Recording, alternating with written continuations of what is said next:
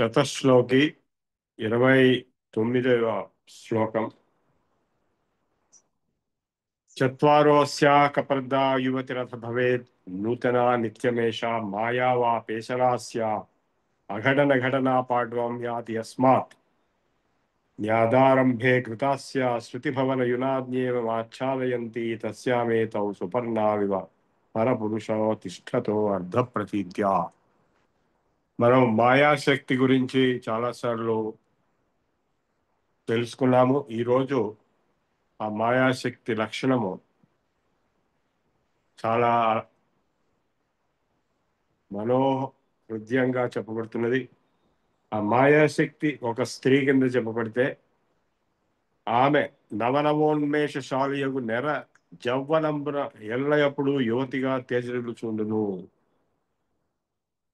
కపర్ద యువతి రథభవే నూతన నిత్యమేష అంటే ముసలితనము లేనటువంటి యువతి, శాశ్వతంగా యవనంలో ఉండేటువంటి యువతి లాగా మాయాశక్తి గోచరిల్లుస్తుంది, విరాజిల్లుతుంటుంది. సకల దివ్యాలంకార శోభితయగు త్రిపుర సుందరి అయి సతత మలహారుచుండును. అట్టి ఆ దేవి తొలుదొల్త ఉపనిషద్ వాగ్రూపమున ఆవిర్భవించి బ్రహ్మ విద్యా రూపిణి అయి, అంటే ఈ మాయాశక్తిని మనము సరస్వతి అని కూడా చెప్పుకోవచ్చు.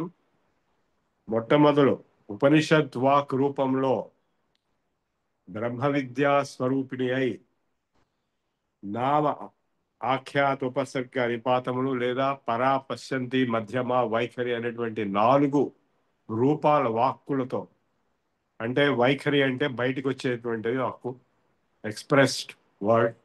దానికి ముందుది మధ్యమ ఇంటర్మీడియట్ ఫామ్, ఎక్స్ప్రెషన్ ముందుండే.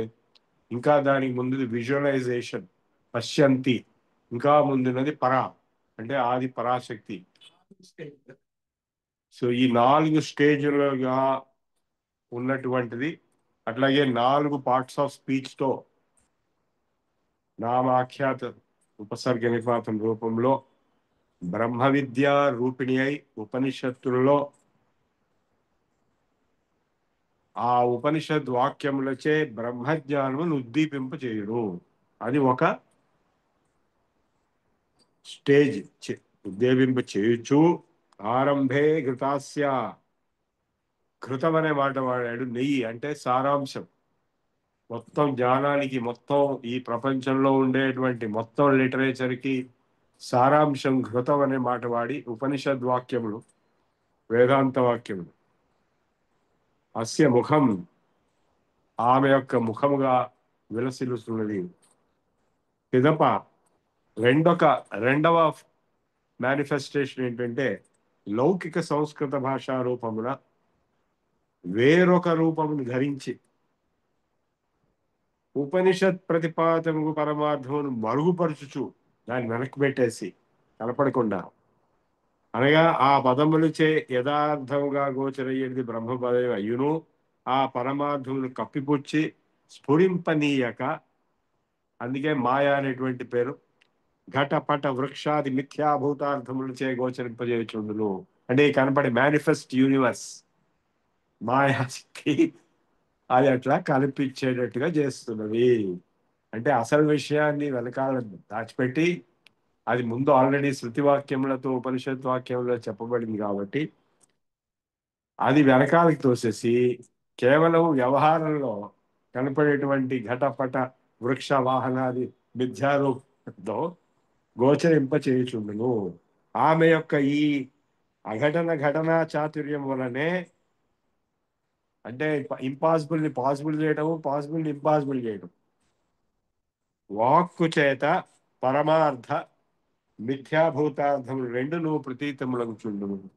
అదే వాక్కు, అదే సరస్వతి, అదే లాంగ్వేజ్ సత్యాన్ని చూపిస్తున్నది ఉపనిషద్ వాక్యములలో, మిథ్యాన్ని కూడా చూపిస్తున్నది ఇతర వాంగ్మయంలో రోజు జరిగేటువంటి ట్రాన్సాక్షన్స్, కాన్వర్జేషన్స్. అందుచే ఆ వాక్కును ఆశ్రయించి జీవాత్మ పరమాత్మనిద్దరును, అంటే 2 డైమెన్షన్స్ ఉన్నవి. జీవాత్మ డైమెన్షన్ అంటే మాయా డైమెన్షను, పరమాత్మ డైమెన్షన్ అంటే బ్రహ్మం పరబ్రహ్మ స్వరూప డైమెన్షన్, ఈ రెండింటినీ రెండు గరుడ పక్షుల వలె ఎప్పుడును వసించుచుందురు. అదే సుపర్ణ, ఇంకొక ఉపనిషత్తులో రెండు పక్షులు ఉన్నాయి అని, ఒకటి చూస్తుంటుంది, ఒకటి తింటుంటుంది. అహం పదములకు జీవుడు వాచ్యార్థం జీవుడు, అది మిథ్యాభూతార్థము. నేను అనేటువంటి తత్వము ఎవరికైతే నేను జీవుడని, నేను ఫలానా అని అనుకుంటున్నా, అది మిథ్యా అర్థం. లక్షితార్థము బ్రహ్మము, అది పరమార్థం. ఇట్లు అర్ధ ప్రతీతిని అనుసరించి జీవాత్మ పరమాత్మ ఇరువురును వాక్కును ఆశ్రయించి ఉండుదురు.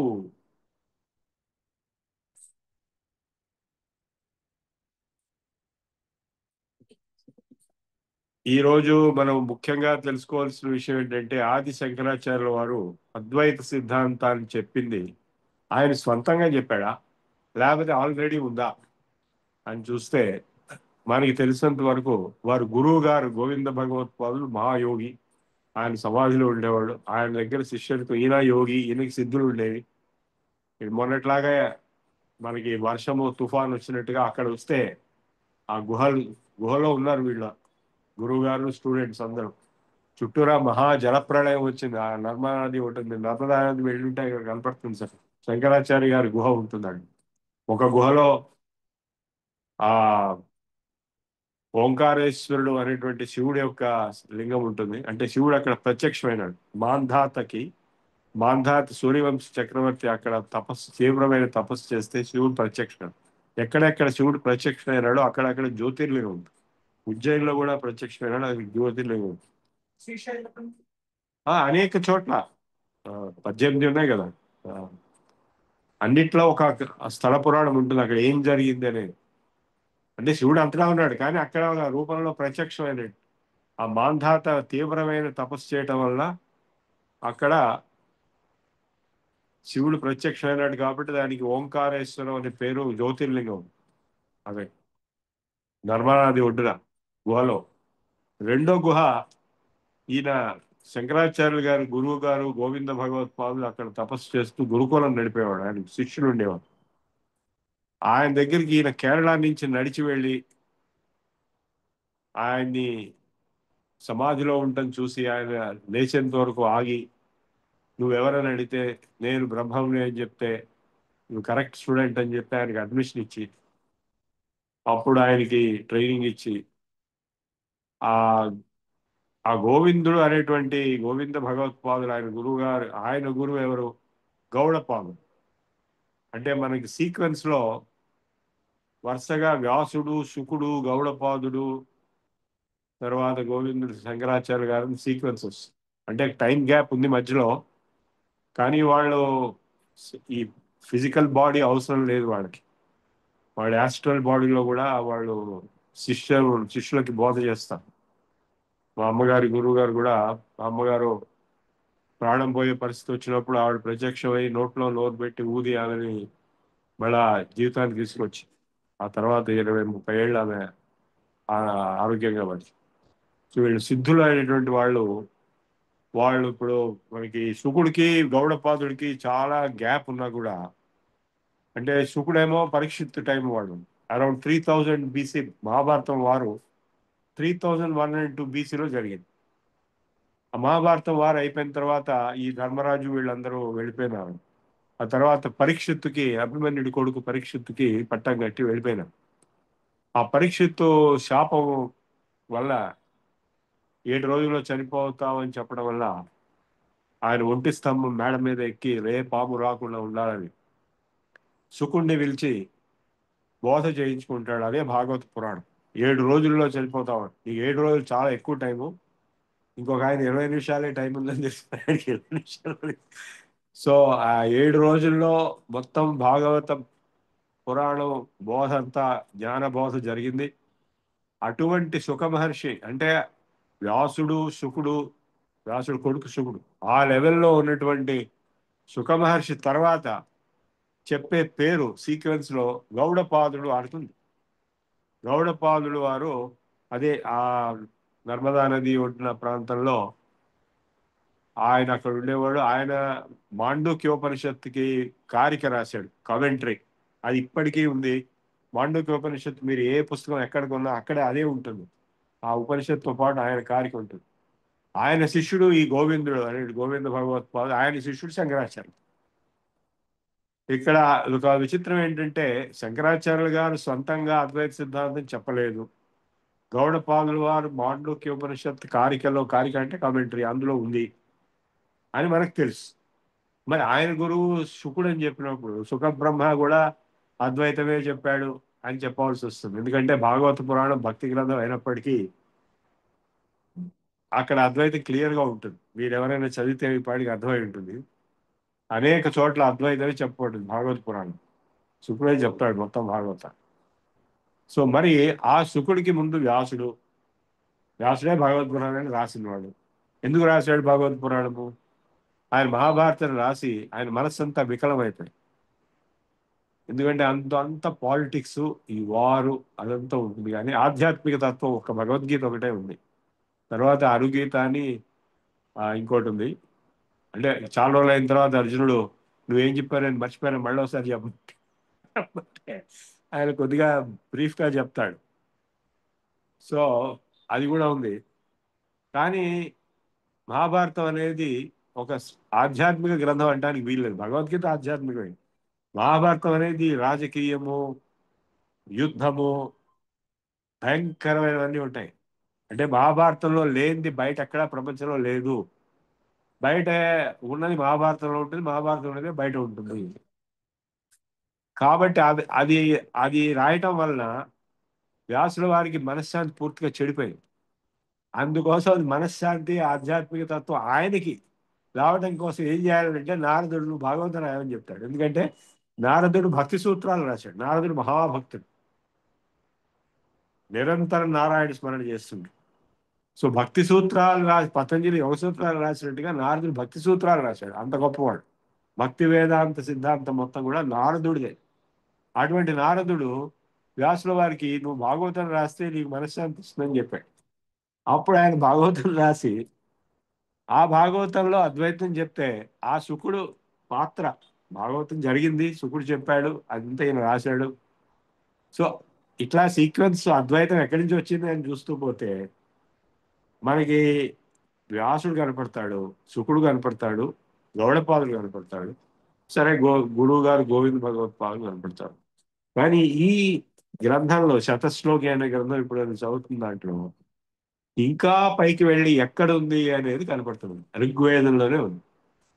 అది ఇక్కడ చూపిస్తున్నాడు కొటేషన్ ఇచ్చి. ఇప్పుడు నేను చెప్పినటువంటి శ్లోకం యొక్క ఎక్స్ప్లెనేషన్ ఏం చెప్పాను?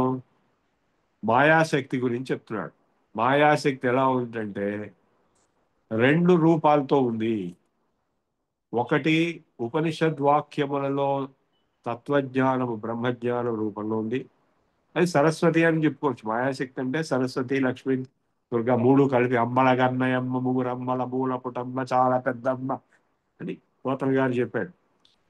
సో మాయాశక్తి అంటే, సో ఈ ఉపనిషద్వాక్యములతో బ్రహ్మజ్ఞానం చెప్పేటువంటి ఒక స్టేజ్లో ఉంది. ఎట్లా ఉందిట? మళ్ళొకసారి చదువుతాను. ఆమె నవనవోన్మేషశాలియగు నెల జౌవనంబున నెలయప్పుడు యువతిగా తేజరిల్లుచుండును. అఘటనా చాతుర్యం కలిగి మాయాశక్తియే విరాజిల్లుచుండును. సకల దివ్య అలంకార శోభితయగుచు త్రిపుర సుందరి అయి సతతము అలరాలుచుండును. అట్టి ఆ దేవి తొల్దొల్త ఉపనిషద్ వాక్ రూపమున ఆవిర్భవించి, ఉపనిషత్ వాక్ రూపముగా ఆవిర్భవించి బ్రహ్మ విద్యా రూపిణి అయి 4 స్టేజుల్లో అంటే జ్ఞానం అనేది 4 స్టేజ్లో. పరా, పశ్చంతి, మధ్యమ, వైఖరి. వైఖరి అంటే బయటికి నోట్లోంచి వస్తుంది. ఆ నోట్లోంచి రాకముందు ఇంటర్మీడియట్ ఫామ్ ఒకటి ఉంటుంది, అది మధ్యమ. ఆ మధ్యమ కంటే ముందు విజువలైజేషన్ ఉంటుంది, అది పశ్చంతి అని. అది కూడా ఉండాలంటే ఆది పర ఆత్మతత్వం ఉంటే గాని అసలు ఏమీ చేత కాదు. కాబట్టి ఈ 4 రూపాలుగా, అట్లాగే 4 parts of speech, noun, verb, preposition, conjunction, నామ, ఆఖ్యాత, ఉపసర్గ, నిపాతముగా అంటే మొత్తం నాలెడ్జ్. బ్రహ్మ విద్యని ఉపనిషద్ వాక్యములలో చెప్పి అది ఆరంభే ఘృతాస్యా అన్నాడు. అంటే నెయ్యిలాగా సారాంశం చెప్పి తర్వాత ఏం చేస్తుందా పిదప లౌకిక సంస్కృత భాషా రూపమున, ఇక్కడ మీరందరూ మామూలుగా నేర్చుకునే సంస్కృత భాషలో ఉండేటువంటి సాహిత్యం మొత్తం రూపంగా, అంటే సరస్వతీ దేవి అంటే ఎవరండి? ఇప్పుడు ఇక్కడ సరస్వతీ దేవాలయం ఉంది కదా మన ఏంటది అది అక్కడ రాసి పెట్టారు శ్లోకం నేను ఏం చూసినప్పుడు, యా వర్ణ పద వాక్య శ్లోక గద్య పద్య రూపిణి సా నిత్యం మమ జిహ్వే వసతు క్షిప్రం క్షిప్రం వసతు. అంటే నా నోట్లో ఆ సరస్వతి దేవి అంటే అక్షరాలుగా శబ్దాలుగా వాక్యాలుగా పాద్యాలుగా శ్లోకాలుగా ఉన్నటువంటి సరస్వతి నా నా నోట్లో ఎప్పుడు ఉండుగాక, నా జిహ్వ మీద ఉండుగాక అని ఆ శ్లోకం. అంటే సరస్వతి అంటే ఎవరు? మనిషి కాదు. సారస్వతం అంటే లిటరేచర్, మొత్తం లిటరేచర్. సో ఒక పక్కన వేదాంత బ్రహ్మజ్ఞాన ఉపనిషత్తుల ద్వారా చెప్తూ అదే మాయాశక్తి, అదే సరస్వతీదేవి లౌకికమైనటువంటి సంస్కృత వాంగ్మయం మొత్తం సంస్కృతము, తర్వాత సంస్కృతం తర్వాత వచ్చినటువంటి వాంగ్మయంలో ఏది ఈ మాయలో ముంచేస్తున్నది. ఒక పక్కన అది వెనకాల పెట్టి దాన్ని మరుగుపరిచి పిదప లౌకిక సంస్కృత భాషా రూపమున వేరొక రూపమును ధరించి ఉపనిషత్ ప్రతిపాదితమగు పరమార్థమును మరుగుపరుచుచుండును. కావాలని దాచిపెట్టస్ అనగా ఆ పదములచే యథార్థముగా గోచరమయ్యేది బ్రహ్మమయ్యును ఆ పరమార్థమును కప్పిపుచ్చి స్ఫురింపనీయక ఘట పట వృక్షాది మిథ్యాభూతార్థములచే కనపడే ప్రపంచం రూపంగా కనపడుతున్నది. Manifest universe. బ్రహ్మము అన్మానిఫెస్ట్, పరబ్రహ్మతత్వం అన్మానిఫెస్ట్. ఈ మేనిఫెస్ట్ యూనివర్స్ గా ఆ నాలెడ్జ్ గా కనపడుతున్నది. ఆమె యొక్క ఈ అఘటన ఘటన చాతుర్యం అంటే ఆ మాయాశక్తికి ఉన్న మాయా చాతుర్యంచే వాక్కు చేత పరమార్థ మిథ్యాభూతార్థం రెండును ప్రతీతములగుచు. అంటే మనం ఇప్పుడు 7 రోజుల్లో ఒక రోజు ఇక్కడ బ్రహ్మజ్ఞానం సత్యం గురించి తెలుసుకున్నాం. మిగిలిన 6 రోజులు ఏం చేస్తున్నాము? 7వ రోజు కూడా ఇంతవరకు ఏం చేసాం? మాయలోనే ఉన్నాం. ఆ మాయాశక్తి మాయాజ్ఞానం నిత్యాయానంలోనే ఉన్నాం. అది ఫ్యాక్ట్. సో అదే చెప్తున్నాడు. అది దీన్ని పక్కన పెట్టేసి ఏది బ్రహ్మజ్ఞానాన్ని పక్కన పెట్టేసి మాయా జ్ఞానంతో ఘటపట వస్తు అంటే కుండలు చెట్లు రాళ్ళు మట్టి మసాలు కార్లు సైకిళ్ళు ఈ ప్రపంచం ఈ జ్ఞానాన్ని చూపిస్తున్నది. అసలు దాన్ని మరుగున పెట్టి అందుచే ఈ వాక్కును ఆశ్రయించి జీవాత్మ పరమాత్మలిద్దరును గరుడ పక్షుల జంట వలె ఎప్పుడు వసించుతుంది. రెండు పక్షులు, ఒకటి జీవాత్మ ఒకటి పరమాత్మ. జీవాత్మ అంటే మాయాలోకం, పరమాత్మ అంటే బ్రహ్మం. అహం పదమునకు వాచ్యార్థము జీవుడు. అహం అని అంటే నేను అనేటువంటిది, వాచ్యార్థం అంటే ఆ వర్డ్ లిటరల్ మీనింగ్ అంటే జీవుడు. కానీ దాని వెనకాల తత్వజ్ఞానం మీనింగ్ ఏంటి? లక్షితార్థం బ్రహ్మము, అది పరమార్థం. ఇట్లు అర్థ ప్రతీతిని అనుసరించి జీవాత్మ పరమాత్మని ఇరువురును వాక్కును ఆశ్రయించియుందురు అని ఈయన చెప్పాడు శంకరాచార్యులు గారు. చత్వారోస్యాకపర్దా యువతి రథ భవేద్ నూతన నిత్యమే. ఎప్పటికప్పుడు కొత్త కొత్తగా మాయావాపేశలా స్యాద్ అఘటన ఘటన పాఠవం యతి అస్మాత్. ఇంపాసిబుల్ థింగ్స్ పాసిబుల్ చేయడం, పాసిబుల్ థింగ్స్ ఇంపాసిబుల్ చేయడం. వాద జ్ఞాదారంభే ఘృతాస్య. మొట్టమొదలు ఆ ఎసెన్స్ నెయ్యి అంతా చెప్పేసి శృతి భవన యునాన్యేవ ఆచ్ఛాదయంతి, తర్వాత కప్పేస్తుంది. తస్యామేతౌ సుపర్ణావివ పరపురుషౌ తిష్టతో అర్ధ ప్రతీత్యా. రెండు రెండు పక్షుల వలె జీవాత్మ పరమాత్మ ఉన్నారు. ద్వా సుపర్ణ సుజ్యామని ఇంకో చోట ఉపనిషత్తులో కూడా ఇదే వచ్చింది. ఇది ఈయన చెప్పింది ఎక్కడి నుంచి వచ్చింది అనేది ఇక్కడ ఋగ్వేద మంత్రం. అంటే మొత్తం అద్వైతం ఋగ్వేదం నుంచే వచ్చింది. చతుష్కబద్ధ యువతి సుపేష ఘృత ప్రతీక వైనాని వస్తే. ఘృతం అనే మాట కూడా వాడే. తస్యాం సుపర్ణ వృషణా నిషేధతు ఎత్ర దేవా దధిరే భాగధేయం. ఋగ్వేదం 10వ మండలం 11 సూక్తం 3వ మంత్రం. సో ఆది శంకరాచార్యుల వారు ఋగ్వేదులు. ఆయన కేరళ మలయాళీలు వాళ్ళు, వాళ్ళందరూ ఋగ్వేదులు, మనం యజుర్వేదులు. ఆయన 8 ఏళ్లకే మొత్తం ఋగ్వేదం ఆయనకి కంఠస్థం అయిపోవడమే కాకుండా పూర్తి అర్థంతో సహా అవగాహన వచ్చింది. ఆ తర్వాతనే గురువు గారి దగ్గరికి వెళ్ళాడు, ఏది గుహకి, వేదాంతం కోసం. అంటే వాళ్ళు ఋగ్వేదులు కాబట్టి 5 ఏళ్లకో 4 ఏళ్లకో, 5 ఏళ్లకి ఉపనయనం చేసి మొత్తం ఋగ్వేదం కంప్లీట్ అయిపోయింది. ఆయన ఋగ్వేదంలో నుంచి ఉన్న అద్వైత సిద్ధాంతాన్ని ఇక్కడ చెప్తున్నాడు డైరెక్ట్ గా. సో ఇందాక మనం చెప్పిన పరంపర అంతా కూడా చివరికి వెళ్ళి వెళ్ళి వెళ్ళి ఋగ్వేదం. అది న్యాచురల్, ఎందుకంటే Rigveda oldest book by historical sequence.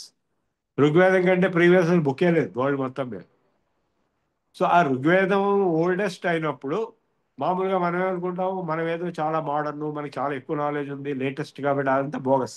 ఇక్కడ ఈ సబ్జెక్ట్లో అన్ని రివర్స్ అనమాట. ఏది ఓల్డెస్టో అదే ఎక్కువ నాలెడ్జ్ ఉంటుంది. కలియుగం అంటే లేటెస్ట్, అది వర్స్ట్ అనమాట. 75% అధర్మము, 25% ధర్మము. మనుషులందరూ చాలా బలహీనులు, బుద్ధి జ్ఞానం తక్కువ, తెలివితేటలు లేవు. ఇది కలియుగం వర్స్ట్ స్టేజ్. ఇందులో మనం ఏదో అడ్వాన్స్గా ఉండడం తప్పు. ఇది అన్నిటికంటే ఓల్డెస్ట్ ఋగ్వేదంలోనే ఈ అద్వైత సిద్ధాంతం దగ్గర నుంచి everything else is also there. If you dig up you will find. నేను ఒకసారి ఒక లెక్చర్ ఇచ్చాను, అన్ని మతాల మూలము ఋగ్వేదంలో ఉంది అని చెప్పి. ఎందుకంటే ఋగ్వేదం నుంచే జెన్ దవెస్ట్ అనేది పార్సీకుల యొక్క జొరాస్ట్రియన్ గ్రంథం వచ్చింది. దాని నుంచి యూదుల మతం వచ్చింది, ఆ యూదుల మతం నుంచి క్రైస్తవ మతం వచ్చింది, క్రైస్తవ మతం నుంచి ఇస్లాం మతం వచ్చింది. Sequence, time sequence. లేటెస్ట్ ఇస్లాం 1400 ఏళ్ళు అయింది. బైబిల్ 2000 సంవత్సరాలు. అంతకుముందు 3000 సంవత్సరాలు ఈ యూదు మతం, 3 4. ఈ ఋగ్వేదం అనేది 8,000 సంవత్సరాలు ఎవరికి ఎగ్జాక్ట్ గా తెలియదు. కనీసం 7 8 వేల సంవత్సరాలు, 10,000 సంవత్సరాలు ఉండొచ్చు, ఇంకా అంతకంటే ఎక్కువ కూడా ఉండొచ్చు. సో ఈ ఋగ్వేదంలోంచే ఈ మంత్రం చెప్పి, ఆయన శ్లోకాన్ని సొంతంగా చెప్పి, ఆయన ఈ అద్వైత సిద్ధాంతాన్ని ఎక్స్ప్లెయిన్, మాయాతత్వాన్ని ఎక్స్ప్లెయిన్ చేశారు.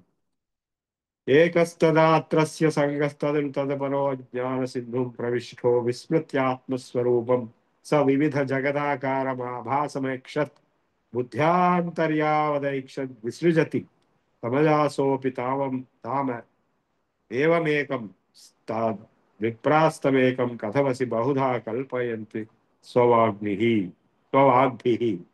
ఈ జీవాత్మ పరమాత్మలలో ఆత్మ అసంగుడు, అజ్ఞుడగు జీవుడు అజ్ఞాన సముద్రమున మునిగి ఆత్మస్వరూపను మరచి వివిధ రూపములతో కన్పట్టు జగదాకారుడగు ఆభాస రూపునిగా, ప్రతిభాసికునిగా తన్ను తాను తలుచుకొనును.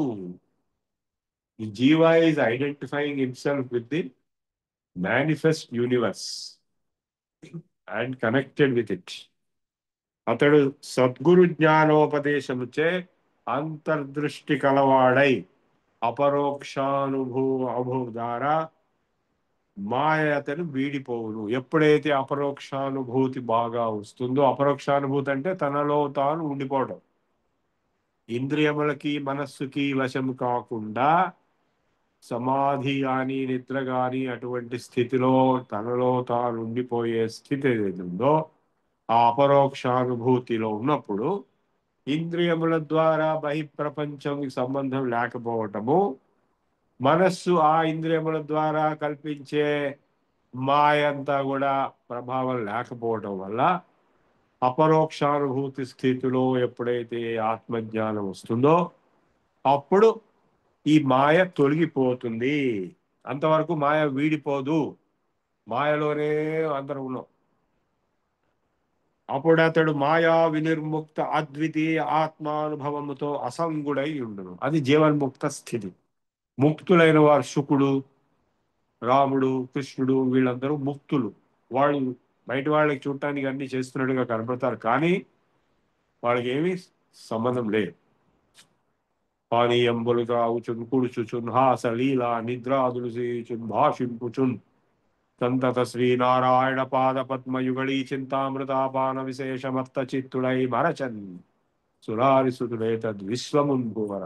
ఈ విశ్వాన్ని మర్చిపోయినాడట. అన్ని వాడికి చూసేవాడికి అన్ని చేస్తున్నట్టుగా కనబడుతున్నప్పటికీ ఆయన పరమ భక్తుడు కాబట్టి ఆ భక్తి రసంలో మునిగిపోయి ఈ ప్రపంచాన్ని మర్చిపోయినాడు.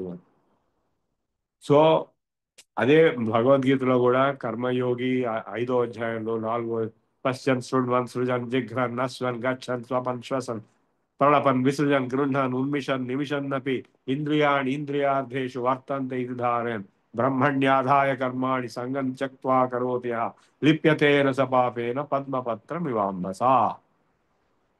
తామరాకు మీద నీటి పొడి ఎట్లాగైతే తడి రాదో అట్లాగే ఈ ప్రపంచంలో ముక్తుడైనటువంటి జ్ఞాని అయినటువంటి జీవన్ముక్తుడికి కూడా ఏ కర్మలు అంటవు, మాయవాడిని విడిపోతుంది.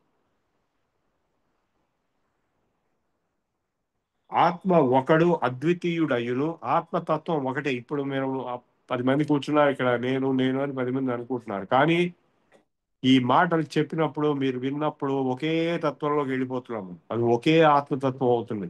అట్లాగే మొత్తం మాయ నుంచి విడిపడినప్పుడు ఆత్మతత్వం ఒకటే.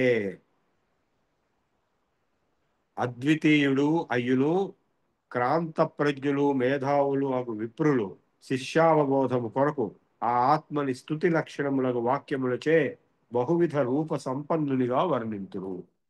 అంటే భగవంతుడిగా వర్ణింతురు. ఏకం సత్ విప్రా బహుధా వదంతి. ఏకస్సు పర్ణ సముద్రమా వివేశ స ఇదం విశ్వం భువనం విచష్టే తం పాకేన మనసా పశ్యన్ మంతితస్థం మాతరేల్హి స ఉరేల్హి మాతరం. ఋగ్వేదం 10వ మండలం 114వ సూక్తంలో 4వ మంత్రం. సువర్ణం విప్రా కవయో వచోభిరేకం సంతం బహుధా కల్పయంతి. అదే ఏకం సత్ విప్రా బహుధా వదంతి ఇంద్రం మిత్రం వరుణం మాతరిశ్వం సుపర్ణోవా గరుత్మా. ఇంద్రుడిగా మిత్రుడిగా అంటే సూర్యుడిగా గరుత్మంతుడిగా అనేక రూపాల్లో చెప్పబడినప్పటికీ విప్రుల చేత సత్యం ఒకటే. భగవతత్వం ఆత్మతత్వం ఒకటే. ఏకః చాలా చోట్ల స ఏకః అని వస్తుంది. అదే ఈయన ఏకస్తదాస్య అసంగః తదను తదుపరో తదపరో అజ్ఞాన సింధుం ప్రవిష్టో విస్మృత్యాత్మస్వరూపం. అజ్ఞాన సింధు అన్నాడు. అజ్ఞానమైనటువంటి సముద్రంలో కొట్టుకుపోతున్న వల్ల ఈ సత్యాన్ని విస్మృతి అంటే మర్చిపోయింది. స వివిధ జగదాకారం ఆభాసమైక్షత్. ఈ జగత్ రూపంలో భాషిస్తున్నాడు. ఒకటే ఆత్మ. బుద్ధ్యాంతర్యాదైక్ష ద్విసృజతి తమసా సోపి తామవే తావద్ విప్రాస్తమేకం కథమస్తి బహుధా కల్పయంతి స్వామి. ఇప్పుడు ఈయన ఈ శ్లోకం రాశాడు. అది ఒరిజినల్ మంత్రం ఋగ్వేదం. ఇందాక అట్లాగే ఋగ్వేద మంత్రం ఆయన శ్లోకం రాశాడు. సో అద్వైత సిద్ధాంతం మొత్తం ఆది శంకరాచార్యులు గారు చెప్పినంతా కూడా ఋగ్వేద మంత్రాల్లోనే ఉన్నది అని మనకి ఇక్కడ ఈ శతశ్లోకి గ్రంథంలోనే ప్రస్ఫుటంగా మనకి నిరూపణ అవుతుంది. ఇంతవరకు కాలేదు, వేరే గ్రంథాల్లో ఎక్కడ ఇట్లా లేదు. అది విశేషం ఈ గ్రంథానికి. మామూలుగా వేదం అంటే అది గడగడగడ మంత్రాలు చదవడమే తప్ప ఎవరికి ఏం అర్థం కాదు. నేను గ్యారెంటీ రాసిస్తాను. మీరు వేద పండితులు పిలిచి వాళ్ళు చదివితే వింటే వాళ్ళు అర్థం చెప్పానండి ఒకసారి ఏమి రాదు. వాడికి అర్థం తెలిసిన వాళ్ళు ఒకరో ఇద్దరు ఉంటారు, ఎక్కడో ఉంటారు. ఉప్పలో గణపతి శాస్త్రి గారు ఇంతలో 2 పుస్తకాలు రాశాడు వేద విజ్ఞాన మీద. ఆయన నూరేళ్లు బతికాడు. ఆయన పెట్టిన పోస్టులతోటే ఈ వేద పండితులందరూ టెంపుల్స్ లో, మీరు టెంపుల్స్కి వెళ్తే వేద పండితుడు ఉంటాడు, పోస్ట్ ఉన్నాడు, ఆయనే పెట్టాడు ఆ పోస్ట్. అంటే వేదం చదువుకునే వాళ్ళు ఊరికే క్రమము చదువుకుంటారు, లేదా ఘనాపాఠి అయితే ఘన చదువుకుంటాడు. అంటే క్రమము జట ఘనం 4 రూపాలు ఉంది వేదానికి. మామూలు ఆ మంత్రానికి రకరకాల రూపాలు. అదంతా చదువుకున్న వాడికి కూడా అర్థం రాదు. అర్థం కావాలంటే వేదాంగములు చదువుకోవాలి. శిక్ష, కల్పం, వ్యాకరణం, నిరుక్తం, ఛందస్సు, జ్యోతిషం ఇది కూడా చదువుకుని భాష్యాలు కూడా, అంటే సాయణ భాష్యం ఉంది, ఇంకా 4-5 భాష్యాలు ఉన్నాయి, అవి కూడా చదువుకుంటే అర్థం చెప్పగలరు. కానీ అంతరార్థం రాదు. అంతరార్థం అనేది వేదానికి ఒక్కొక్క శబ్దానికి అనేక అర్థాలు ఉంటాయి. ఇప్పుడు దివు అనే ధాతువుకి దివు క్రీడా విజిగీష వ్యవహార ద్యుతి స్థుతి మద మోద స్వప్న కాంతిగతి 10 అర్థాలు. క్రీడా విజిగీష వ్యవహార ద్యుతి స్థుతి మద మోద స్వప్న కాంతిగతి అంటే ఈ 10 పనులు చేసేది ఎవరైనా సరే దేవ అనే శబ్దం వాడచ్చు. కాంతి అనే అర్థంలో నక్షత్రాలకి దేవ అనే శబ్దం వాడచ్చు. ఆడుకునేవాడు ఆనందించేవాడు కూడా దేవాడు. సో ఏ అర్థం ఎప్పుడు తీసుకోవాలనేది కాంటెక్స్ట్ డిపెండెంట్, తర్వాత ఇంటర్ప్రిటేషన్ డిపెండెంట్, తర్వాత మన ఓన్ నాలెడ్జ్ డిపెండెంట్. ఇంకొక విషయం ఏంటంటే వేద మంత్రాల్లో చాలా అలంకారాలు ఉంటాయి. రూపక అలంకారం ఉంటుంది, శ్లేష అలంకారం ఉంటుంది. అంటే ఇప్పుడు నీ ముఖం చంద్రబింబం వలె ఉన్నది అంటే అది ఉపమా అలంకారం. నీ ముఖం చంద్రబింబము అని చెప్పావు అనుకోండి, అది రూపక అలంకారం అవుతుంది. Super imposition of something on something else. So వేద మంత్రాల్లో ఇట్లా మిస్లీడింగ్ అంటే on the face of it it will be impossible. ఇప్పుడు మీరు ఏ కర్మ చేసినా అగ్నిహోత్రుడికి ఒక మంత్రం ఉంది, మీరు చూసే వినే ఉంటారు. చత్వారి శృంగా త్రయోస్తు పాదా ద్వే శీర్షే సప్త జిహ్వార రోరవీతి మనుష్యై అంటే దాని అర్థం ఏంటి? లిటరల్ మీనింగ్ ఏంటి? 4 కొమ్ములు, 7 నాలికలు, 3 కాళ్ళు, 2 తలకాయలు. ఒక జంతువు అనుకోవాలి ఏదైనా ఒకటి ఉందని, అది ఏం చేస్తుందట? రోరవీతి మనుష్యుల్లో అరుస్తున్నదట. ఏంటండి అసలు ఇవి ఎక్కడైనా ఉంటుందా అంటే అది అగ్నిహోత్రుడు అని చెప్తారు. అగ్నిహోత్రుడు అట్లా ఉంటాడా అని అంటే చివరికి పతంజలి మహాభాష్యంలో అది భాష అని చెప్పాడు. 7 నాలికలు అంటే 7 విభక్తులు, 4 కొమ్ములు అంటే 4 పార్ట్స్ ఆఫ్ స్పీచ్, 3 కాళ్ళు అంటే 3 కాలాలు, ప్రజెంట్ పాస్ట్ ఫ్యూచర్. కాళ్ళతోనే నడుస్తున్నాడు ముందుకు వెనక్కి. సో ఇట్లా ఇంటర్ప్రిటేషన్ చేయడం వేద మంత్రాలు అన్ని ఇట్లాగే ఉంటాయి. డైరెక్ట్ గా ఏది ఉండదు. ఇక్కడ కూడా ఏదో ఒక ఆమె ఉంది, ఆమె యవనంగా ఉంది, ఆమె ఇట్లా చేస్తుంది అట్లా అంటే అసలు సత్యాన్ని కప్పేసి ఇంకొకటి చాలా ఫేమస్ ద్వాదశార్హం 12 యాక్సిలతో ఉన్నటువంటి ఒక చక్రం ఉంది. అది ఎప్పుడు తిరుగుతూనే ఉంటుంది, దానికి వేర్ అండ్ టేర్ ఉండదు. దానిలో 720 స్పోక్స్ ఉన్నాయి, సగం నలుపు సగం తెలుగు. ఏంటండి? టైం. సో అది ఆ పొడుపు కథ అనమాట. అన్ని ఇట్లాగే పొడుపు కథలే ఉంటాయి, డైరెక్ట్ గా ఏమి చెప్పరు. ఉపనిషత్తులో డైరెక్ట్ గా చెప్తారు. ఉపనిషత్తులు డైరెక్ట్ గా చెప్తారు, ఎందుకంటే వేదం నుంచే డిరైవ్ చేసాడు కాబట్టి. అది ఎట్లా తెలుసండి అంటే నేను చిన్నప్పుడు స్టూడెంట్గా ఉన్నప్పుడు యజుర్వేదంలో యోగ శాస్త్రానికి సంబంధించిన మంత్రాలు నోట్ చేసుకున్నా డైలీ. చాలా ఏళ్ళు అయిన తర్వాత ఎన్ఐసిలో ఉన్నప్పుడు ఆ డిస్ట్రిక్ట్ లైబ్రరీ అంతా ఏర్పాటు చేసినప్పుడు అప్పుడు శ్వేతాశ్వేతర ఉపనిషత్తు చదివితే నేను ఏ మంత్రాలు అయితే డైరీలో నోట్ చేసుకున్నా అవే అక్కడ ఉన్నాయి. అప్పుడు నాకు అర్థమైంది ఈ శ్వేతాశ్వేతర ఉపనిషత్తు అనేది it is a derivative copy of some of the వేద మంత్రాస్ ఫ్రమ్ యజుర్వేద మోస్ట్లీ అనేది అప్పుడు అర్థమైంది. సో అట్లాగే వేరే ఉపనిషత్తులు కూడా ఎక్కడో అక్కడ మనకి వేద మంత్రాల నుంచి తీసుకుని వాళ్ళు డైరెక్ట్గా చెప్తారు. ఆ వేద మంత్రాలు డైరెక్ట్గా ఉండదు. సో ఆ ఉపనిషత్తుల్లో డైరెక్ట్గా చెప్పిందే భగవద్గీతలో మళ్ళా చెప్పారు. కొన్ని అయితే same as it is quotations ఉన్నాయి. కఠోపనిషత్తు నుంచి భగవద్గీతలో మొత్తం సెంటెన్స్ ఉంది. అందుకే సర్వోపనిషదో గావో దోగ్ధ గోపాలనందన పార్థో వత్స సుధీర్ భోక్త దుగ్ధం గీతామృతం మహత్. అన్ని ఉపనిషత్తులు అనేటువంటి ఒక ఆవు ఉంది. ఆవు పాలు పితికే ఒక గోపాలుడు ఉన్నాడు. ఆ పాలు పితికి ఒక దూడకి ఇస్తున్నాడు. ఆ దూడెవరు? అర్జునుడు.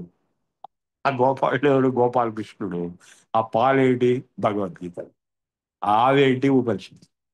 అంటే ఉపనిషత్ సారమే భగవద్గీత, వేదముల సారమే ఉపనిషత్తు. అందుకే అద్వైత సిద్ధాంతం కూడా మనకి ఈయన చెప్తున్నది కూడా వేదం నుంచే డైరెక్ట్ గా చెప్తున్నాడు, ఉపనిషత్తు నుంచి ఆల్రెడీ చెప్పాడు.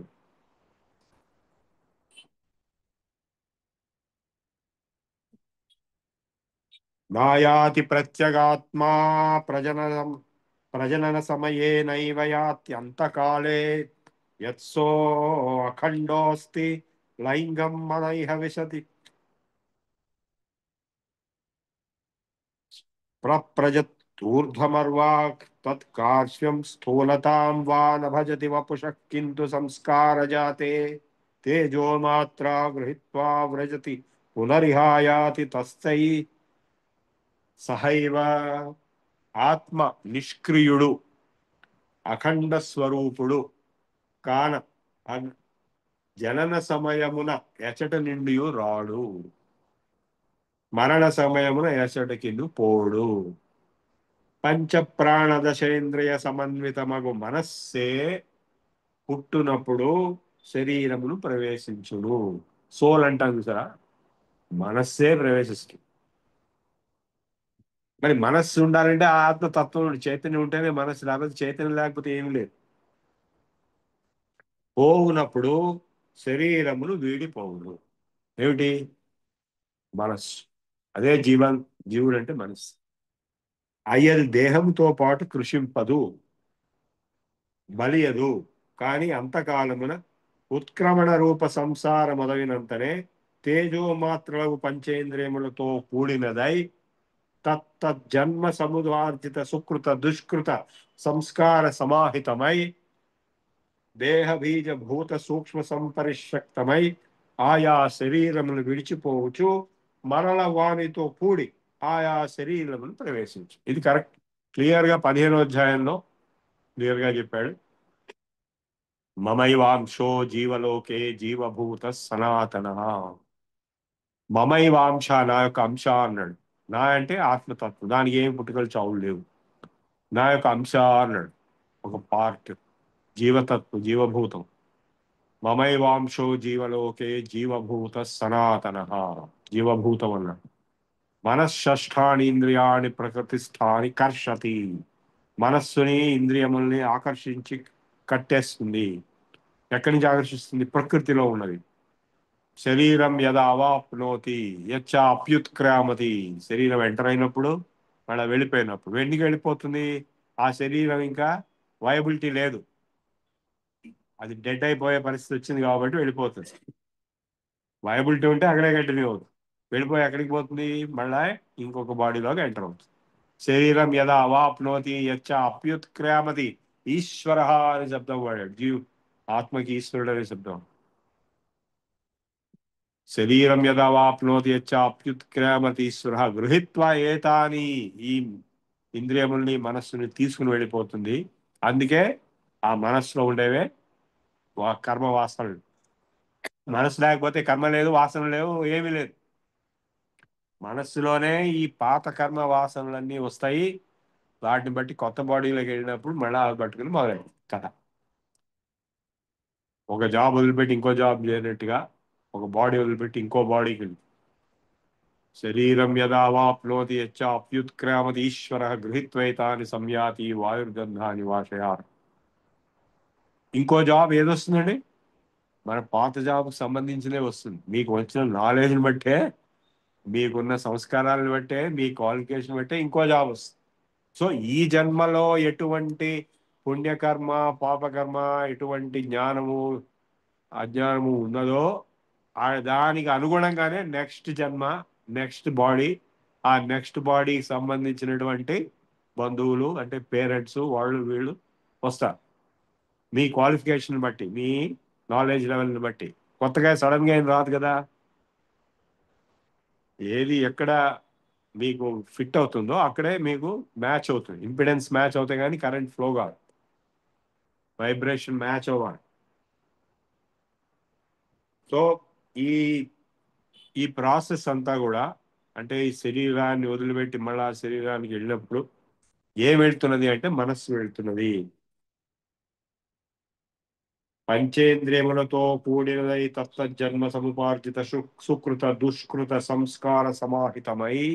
పాపపుణ్యములు, సుకృతములు, దుష్కృతములు దేహ బీజభూత సూక్ష్మ సంపరిశక్తమై ఆయా శరీరములు విడిపోవచ్చు, మరల వానితో కూడి ఆయా శరీరములందు ప్రవేశించును. సయత్ర, ఇది కూడా బృహదారణ్యకోపనిషత్తులో, సయత్రాయమాత్మా బల్యం న్యేత్య సమ్మోహమిన్యేత్య సమేతే ప్రాణా అభిసమాయంతి స ఏతాస్తేజో మాత్రాః సమభ్యాదుదానో హృదయమేవాన్మాక్రామతి స యత్రేష చాక్షుష పురుష పరా పర్యావర్తతే అధా రూపజ్ఞో భవతి.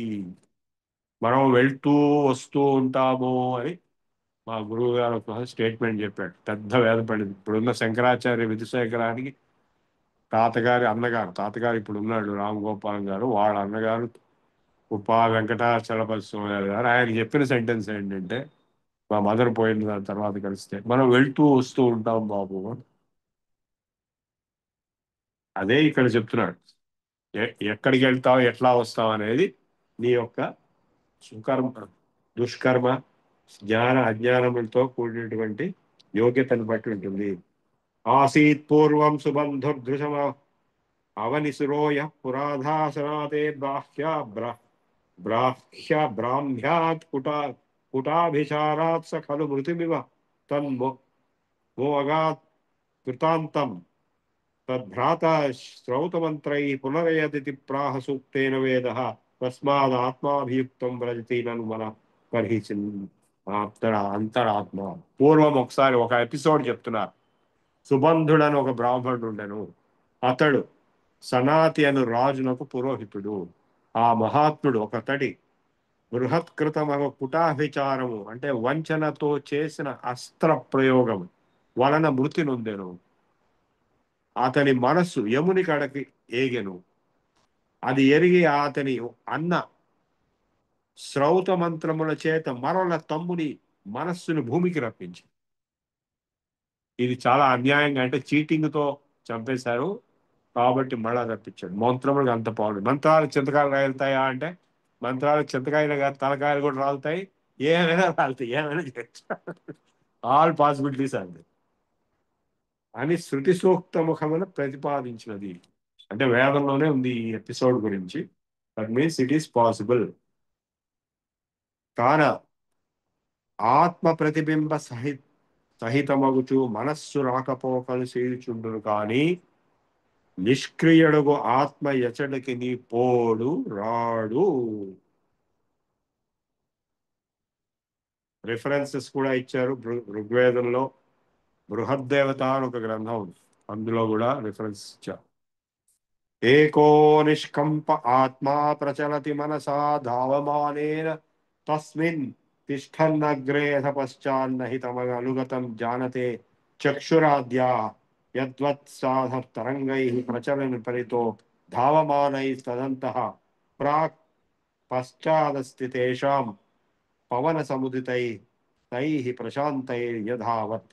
అచలుడు అద్వితీయుడగు ఆత్మ పరుగిడిపోవుచున్న మనస్సుతోటి సంబంధము వలన కదలిక గలయట్లు తోచును. మనస్సుకి కదలిక ఉందా లేదా? అన్నిటికంటే ఫాస్ట్ మనస్సు. వాయువేగ మనోవేగములు అంటారు. వాయువేగం అంటే 330 మీటర్స్ అంతకంటే లేదు. మనోవేగం, మీరు ఇక్కడ ఈ క్షణంలో మీరు న్యూయార్క్ వెళ్ళిపోవచ్చు మైండ్లో. సో మనస్సుకి అన్నిటికంటే ఫాస్టెస్ట్ స్పీడ్ ఉంటుంది. అచలుడు అద్వితీయుడగు ఆత్మ పరుగుడిపోవుచున్న మనస్సుతోటి సంబంధము వలన కదలిక గలయట్లు తోచును.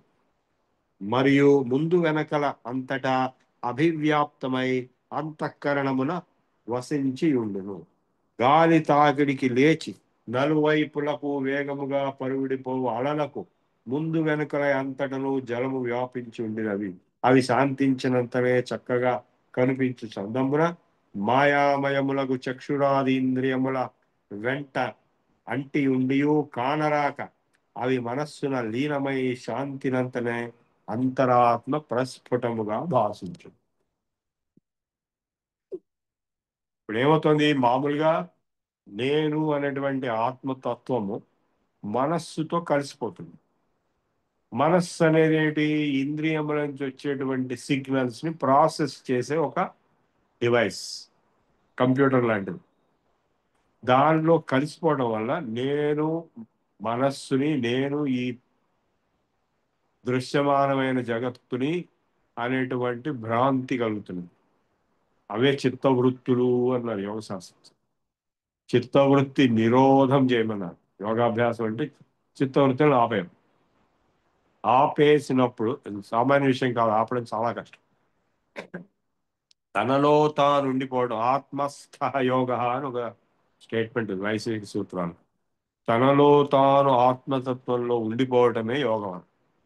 యోగ చిత్తవృత్తి నిరోధ తదా ద్రష్టు స్వరూపే అవస్థానం వృత్తి సారూప్యం ఇతరత్వం. లేదా అంటే వేరే వృత్తులతో సారూప్యం తనే అది అనుకుంటున్నాడు.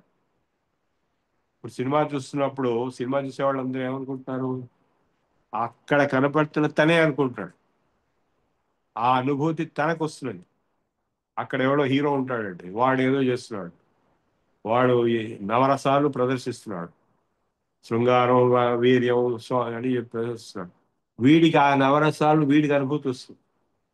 వీడు అవన్నీ తాను చేసినట్టుగా ఫీల్ అవుతున్నాడు. లేకపోతే వీడు అక్కడికి ఎందుకు వెళ్తాడు? వాడికి ఏమి ఫీల్ రాకపోతే వాడు డబ్బులు కట్టి అక్కడికి వెళ్ళటం ఎందుకు? వీడికి ఫీలింగ్ వస్తుంది కాబట్టి, వాడి ఫీలింగ్ రావడం కోసమే వాడంతా కల్పించి చూపిస్తున్నారు. మాయ అంత మొత్తం మాయ కదా. మాయని ఈజీగా అర్థం చేసుకోవడానికి సినిమా అనేది సింప్లెస్ట్ ఎగ్జాంపుల్. లేనిది ఉన్నట్టుగా చూపించడం. మాయ అంటే లేనిది ఉన్నట్టుగా చూపించడం, ఉన్నది లేనట్టుగా చూపించడం. అంటే ఆత్మతత్వం, బ్రహ్మతత్వం, పరమతత్వం, సత్యం అనేది లేనట్టుగా, లేనిది ఉన్నట్టుగా చూపించడం మాయ. ఎప్పుడైతే మనస్సు నిలిపేస్తారో మాయ ఆగిపోతుంది. అప్పుడు తనలో తాను ఉండిపోవడం, అదే ఆత్మ. ఏకాస్యాసీత్ పూర్వం మృగయతి విషయావాన్ పూర్వాంతరాత్మా జాయామే స్యాత్ ప్రజా వా ధనముపకరణం కర్మ కుర్వం తదర్థం క్లేశై ప్రాణావశేషై అహమపి మనుతేన్నాన్యద అస్మాద్ గరీయః ఏ కాలాభే అప్యకృత్స్నో మృత ఇవ విరమత్యేక అన్యాకృతార్థః. అంతరాత్మ మొదట ఏకాకిగానే ఉండెను, పిమ్మట విషయాసక్తుడై క్రమముగా భార్య కావలను, పుత్ర సంపదయు, వస్తువాహన సామగ్రియు కావలను, అందులకై ధనం ఆవశ్యకమని తలచు. వారిని ఎట్లయినను సాధింపవలనని పూనుకొని ఎన్నో కడగండ్ల ఎదుర్కొనుచు ప్రాణములొడ్డుటకైనను వెనుదీయడు. మనకి ఇదంతా బాగా తెలిసిన విషయమే కాబట్టి ఆయన చెప్పాల్సిన అవసరం లేదు. ఇది ఏ జీవిత పరమార్థం అని తెలుసు. వాల్మీకి కథ తెలుసు కదా మీకు. వాల్మీకి అందరినీ చంపేసి దొంగతనం చేసేవాడు, అడవిలో పోయేవాడు. నారదుడు వచ్చి ఒక క్వశ్చన్ వేసి, దేనికోసం ఇవన్నీ చేస్తున్నావు అంటే, మా భార్యా బిడ్డల కోసం చేస్తుంది.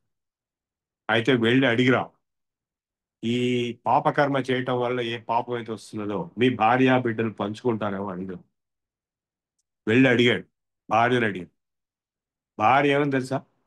నాకేంటి సంబంధం, నువ్వు ఏం చేస్తున్నావో నాకు అనవసరం, నువ్వు నాకు తెచ్చిచ్చావు, నేను వాడుకున్నా అంతవరకే, నువ్వు పాపం చేస్తుంటే నాకేంటి సంబంధం, నేను నీ పాపాన్ని తీసుకొస్తాను. అప్పుడు వాల్మీకి కనువిప్పు వచ్చి ఇది చేయకూడదు అనేటువంటి. అలాగే రామకృష్ణ పరమహంస ఇంకో కథ చెప్తాడు. ఒక మనిషి పెద్దవాడైపోయి, అంటే పెద్దవాడైనా కూడా భార్యా బిడ్డల మీద, బంధువుల మీద చాలా మోహంతో ఉండటం వల్ల ఆయన ఒక గేమ్ ఆడమని చెప్తాడు. ఆయన చా చచ్చిపోయి సిద్ధం అవుతాడు ఆ మనిషి. అప్పుడు అయ్యో చచ్చిపోతాడు చచ్చిపోతున్నాడు చచ్చిపోతున్నాడు అని వీళ్ళందరూ ఏడిస్తే, అప్పుడు గురువు గారు వచ్చి, మీలో ఎవరైనా మీ ఆయుర్దాయం ఇస్తే ఆయన బతికిలేస్తాడు. ఎవ్వరు ఒక్క క్షణం కూడా ఇవ్వరు. సో అప్పుడు ఆయనకి అర్థమవుతుంది ఇదంతా పెద్ద మాయా అని చెప్పి. యావద్ విత్తోపార్జన శక్త తావత్ నిజ పరివారో రక్త. రజగోవింద శ్లోకాలు. మీరు ఎన్ని రోజులు డబ్బులు ఇస్తారో అన్ని రోజులు మీకు మీ బంధువర్గము మీ మీద అనురక్తితో ఉంటుంది. యావద్ విత్తోపార్జన శక్త, ఆ శక్తి ఉన్నంత వరకు, తావత్ నిజ పరివారో రక్త, అది అయిన తర్వాత పశ్చాత్ జీవతి జర్జర దేహే, ఏమి చేతగాని బాడీతో అక్కడ మంచం మీద పడి ఉంటే ఎవ్వరు ఈ బాగున్నావు అని కూడా అడగరు. వార్తాం కోపిన. మొన్న మా బంధువుల ఒక ఆవిడ ఐసీయూలోకి వెళ్ళి,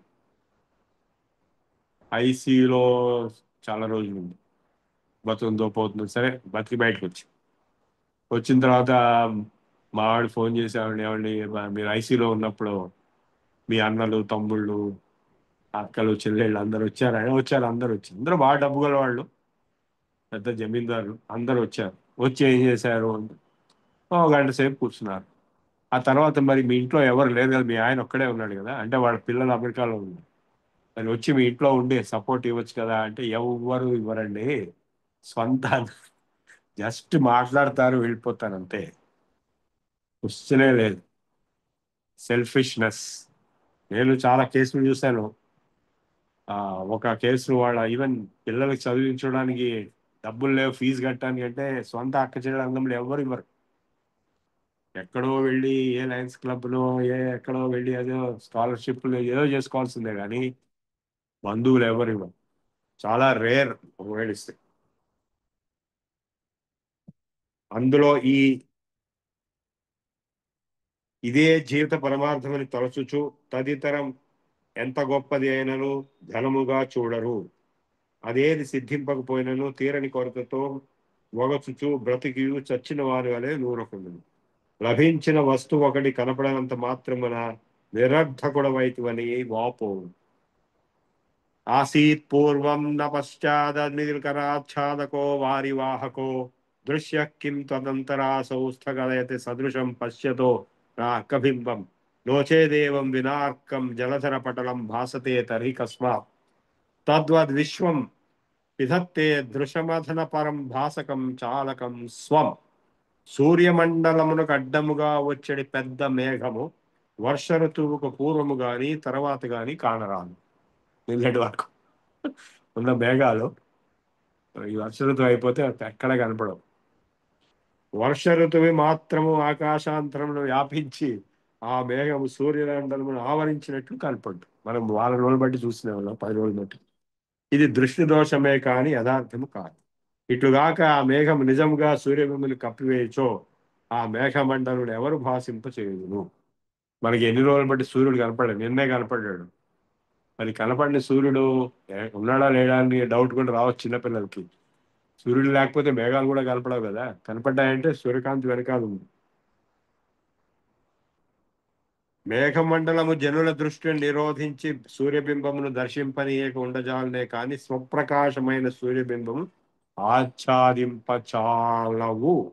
ఆ విధంగానే మాయాశక్తి విజృంభితమగు ఈ జగత్తు అవిద్యావసులైన జీవుల దృష్టిని నిరోధించి దానికి ఆవలి ఉన్న సత్యమును దర్శింపజేయవు. కాని తనను ప్రకాశింపజేసి ప్రవర్తింపజేయు పరంజ్యోతి రూపముకు సత్యము ఆవరింపచాలదు.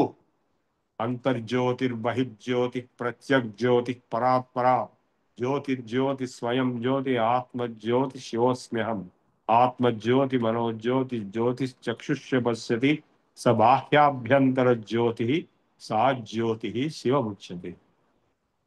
ఈ జ్యోతి రూపమైనటువంటి పరమాత్మ తత్వం ఈ శ్లోకంలో చెప్పబడింది. అంతర్జ్యోతి నేను అనేటువంటి ఆత్మతత్వం అంతర్జ్యోతి. బహిర్జ్యోతి అంటే బయట కనపడే జ్యోతి, లైట్. ప్రత్యక్ జ్యోతి అంటే ప్రత్యక్షంగా కనపడే పరాత్పర జ్యోతి, జ్యోతి స్వయం జ్యోతి ఆత్మజ్యోతి శివోస్మితం. ఈ జ్యోతులన్నీ కలిపి ఒకటే, అదే శివుడు, అదే నేను.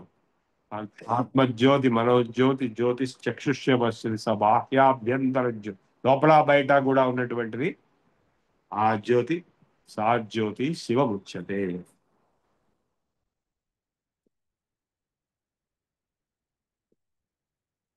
స్వప్నావస్థానుభూతం శుభమథ విషమం తన్మృషా జాగరేశ్య.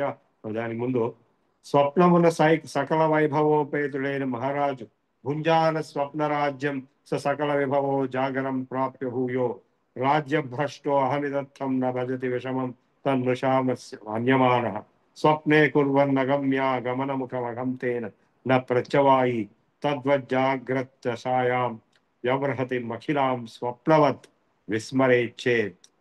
స్వప్నమున సకల వైభవోపేతుడై మహారాజ భోగం అనుభవించు. మేల్ కాంచినంతనే అవన్నీ మాయము అయినను తాను పొందిన స్వప్న సుఖానుభవం మిథ్యని తలచునే గాని అయ్యో రాజ్యభ్రష్టుడనైతేనని ఎవడును దుఃఖింపడు. కళలో చాలా విచిత్రమైనవి వస్తాయి. నాకు మొన్న కళలో ఏంటంటే ట్రైన్లోంచి దిగి నేను బయట ఏదో రెస్టారెంట్కి వెళ్ళి ఇక్కడే కూర్చుని ట్రైన్ వెళ్ళిపోయాను. తర్వాత ఏం చేయాలో తెలియక కళ్ళు తెరిచి చూస్తే అది స్వప్నం. అట్లే స్వప్నమున పరదార గమనాది పాపకృత్యముల కొడిగట్టియు. పరదార గమనం అంటే రావణాసురుడు చేసినటువంటి పని. వేరే వాళ్ళ భార్యల్ని ఎత్తుకుపోయి వాళ్ళతోటి సంబంధం ఏర్పరచుకోవడం అనేది అన్నిటికంటే ఘోర పాపం. వాడికి అన్ని గొప్ప లక్షణాలున్నా ఆ ఒక్క చెడ్డ లక్షణం వల్ల సర్వనాశనం అయిపోయినాడు. పరదార గమనాది పాపకృత్యముల కొడిగట్టియు మేల్కొనిన తర్వాత అంటే స్వప్నంలో అయ్యో పాపాత్మునైతినని పరితాపపడరు. ఆ పాపకృత్యములచే ఎట్టి ప్రత్యవాయమును కలుగదు. కాన జాగ్రత్త దశయందు గోచరించు ఈ వ్యవహారమంతయు స్వప్నమునందు వలె మిథ్యాభూతముని తలుచు సునిశ్చితార్థ జ్ఞానులకు తత్వవేత్తలకు పుణ్యపాపములు సుఖ దుఃఖములు ఉండవు. సంసార స్వప్న తుల్యో హి రాగద్వేషాది సంకుల స్వకాలే సత్యవద్భాతి ప్రబోధే అసత్యవాన్. స్వప్నం వచ్చినప్పుడు ఇది స్వప్నము, ఇది తప్పు, ఇది లేదు అని ఎవరన్నా తెలుసుకోగలరా? స్వకాలంలో అది సత్యం, సత్యవత్ సత్యము వలనే కనపడు. దాని కాలంలో ఇప్పుడు మనం మూడు అవస్థలకు వెళ్తున్నాం. జాగ్రత్త అవస్థ ఇప్పుడు ఉన్నాము. ఈ జాగ్రత్త అవస్థలో ఉన్నప్పుడు ఆ స్వప్నం అంతా అబద్ధం, ఆ నిద్ర కూడా అబద్ధం. నిద్రలో ఏమీ లేదు, శూన్యం, సర్వశూన్యం, నిరాభాసం. అది కూడా అబద్ధం. ఇది జాగ్రత్తే నిజము అంట, అవునా కదా? అదే ఇప్పుడు నిద్రపోయినప్పుడు ఏమవుతుంది? ఎగ్జాక్ట్లీ ఆపోజిట్ అవుతుంది. ఆ జాగ్రత్త అవస్థ ఎక్కడ పోయిందో తెలియదు, అసలు ఉంది లేదో తెలియదు. ఆ నిద్రలో అది హాయ్ హాయ్ తనలో తన హాయిగా ఉంది. ఏమీ లేదు, ఇంకంతా అయిపోయింది. మిగిలినవన్నీ క్యాన్సల్డ్, గాన్, ఫర్గాట్, ఏమి గుర్తుడు. అదే స్వప్నంలో మళ్ళీ థర్డ్ ఐటమ్. ఆ స్వప్నంలో ఉన్న వాడికి ఈ జాగ్రత్త అవస్థలో చేసినవి చేస్తున్నవి చేయాల్సినవి గుర్తొస్తాయా? లేదు. వాడి లోకం వేరు. సో ఈ సంసారం అంటే even with in the three states one is false with respect to the other. So ఈ జాగ్రత్త అవస్థలో ఉండే ఈ సంసార జీవితం అంతా కూడా శుద్ధ అబద్ధం, even in dream and in deep sleep. So ఇది నిజం అనుకోవడం చాలా తప్పు. అంటే నిజం లాగానే ఉంటుంది, నిజం వలనే ఉంటుంది, స్వకాలే సత్యవత్, దాని కాలంలో సత్యం లాగానే ఉంటుంది. సత్యం అని కూడా చెప్పేవాడు ఉన్నారు. ద్వైత సిద్ధాంతులకు వెళ్తే వాడు ఇది సత్యం అంటారు. సత్యమే, సత్యం లాగానే ఉంది కాబట్టి సత్యమే, కానీ అబ్సల్యూట్ గా కాదు. ఇది ఎట్లాగంటే ఈజీగా చెప్పాలంటే మనకి అనేక సిచ్యువేషన్స్ వస్తాయి మామూలు జీవితంలో కూడా. ఒక సిచ్యువేషన్ లో అతి భయంకరమైన సిచ్యువేషన్, ఇది ఏమైపోతుందో ఏదైతే ఇప్పుడు మొన్న వారం రోజులు వర్షం, సూర్యుడు కనపడక అరే ఎట్లా బతికేది దీనికి, అది అంత ఇంపాసిబుల్ గా తయారవుతుంది. కానీ it is a temporary thing, it is not absolute. So just మనకి అనేక సమస్యలు వచ్చినా కూడా అవేమి శాశ్వతం కాదు. స్వప్నావస్థానుభూతం శుభం అథ విషమం తన్మృషా జాగరేస్య జాగ్రత్యాం స్థూలదేహస్య వ్యవహృతి విషయం తన్మృషా స్వాప్నకాలే. ఇప్పుడు నేను చెప్పింది ఆయన చెప్తున్నాడు. ఇత్థం మిథ్యాత్వ సిద్ధామనిశముభయథా సజ్జతే తత్ర మూఢ సత్యేతద్భాసకేऽస్మిన్నిహ కుత ఇదం తన్న విద్మో వయం హి. స్వప్నమందు కలుగు శుభాశుభములు జాగ్రత్త దశయందు మిథ్యగా తోచినట్లే జాగ్రత్త దశయందు చేయబడు స్థూల దేహాది వ్యవహారం అంతయు స్వప్నమున మిథ్యగును. అది గ్రేటు, ఇది గ్రేట్ కాదు, జాగ్రత్త అవస్థే గ్రేటు, స్వప్నం గ్రేట్ కాదని ఎప్పుడు అంటున్నాము? జాగ్రత్త అవస్థలో అంటున్నాం. స్వప్న అవస్థ అంటే స్వప్న అవస్థ అదే గ్రేట్, అదే రైట్, అదే ట్రూత్. ఇట్లు ఈ రెండు దశల అందరి వ్యవహారములన్నీ మిథ్యాభూతములు యథార్థములు కావని సిద్ధించినను మోహపరవశులై ఆ వ్యవహారములనే అంటిపెట్టుకుని ఉందరు గాని స్వప్న జాగ్రత్త వ్యవహారాభావస్కుడైన ఆత్మ విషయమై ఎవరికి శ్రద్ధ. ఎవరికి వస్తున్నాయి ఈ మూడు స్థితులు అనుభవాలు? చెప్పండి, ఎవరికి వస్తుంది? నాకు వస్తుంది, నేను అనేటువంటి ఆత్మతత్వానికి వస్తుంది. కనుక అది నిజం, ఈ మూడు నిజం కాదు. మూడిట్లో షటిల్ అవుతుంది. షటిల్ అయినప్పుడు ఆ టైంలో అది నిజంగానే ఉంటుంది, అది నిజం కిందే తీసుకోవాలి, అది నిజమే అప్పుడు అంతే. మళ్ళీ మారిపోతే పోయింది, ఇంకోటి ఇచ్చేస్తుంది. ఇప్పుడు మీరు అమెరికాకి వెళ్ళారనుకోండి, అక్కడ రైట్ సైడ్ అన్ని కార్లు వెళ్తాయి,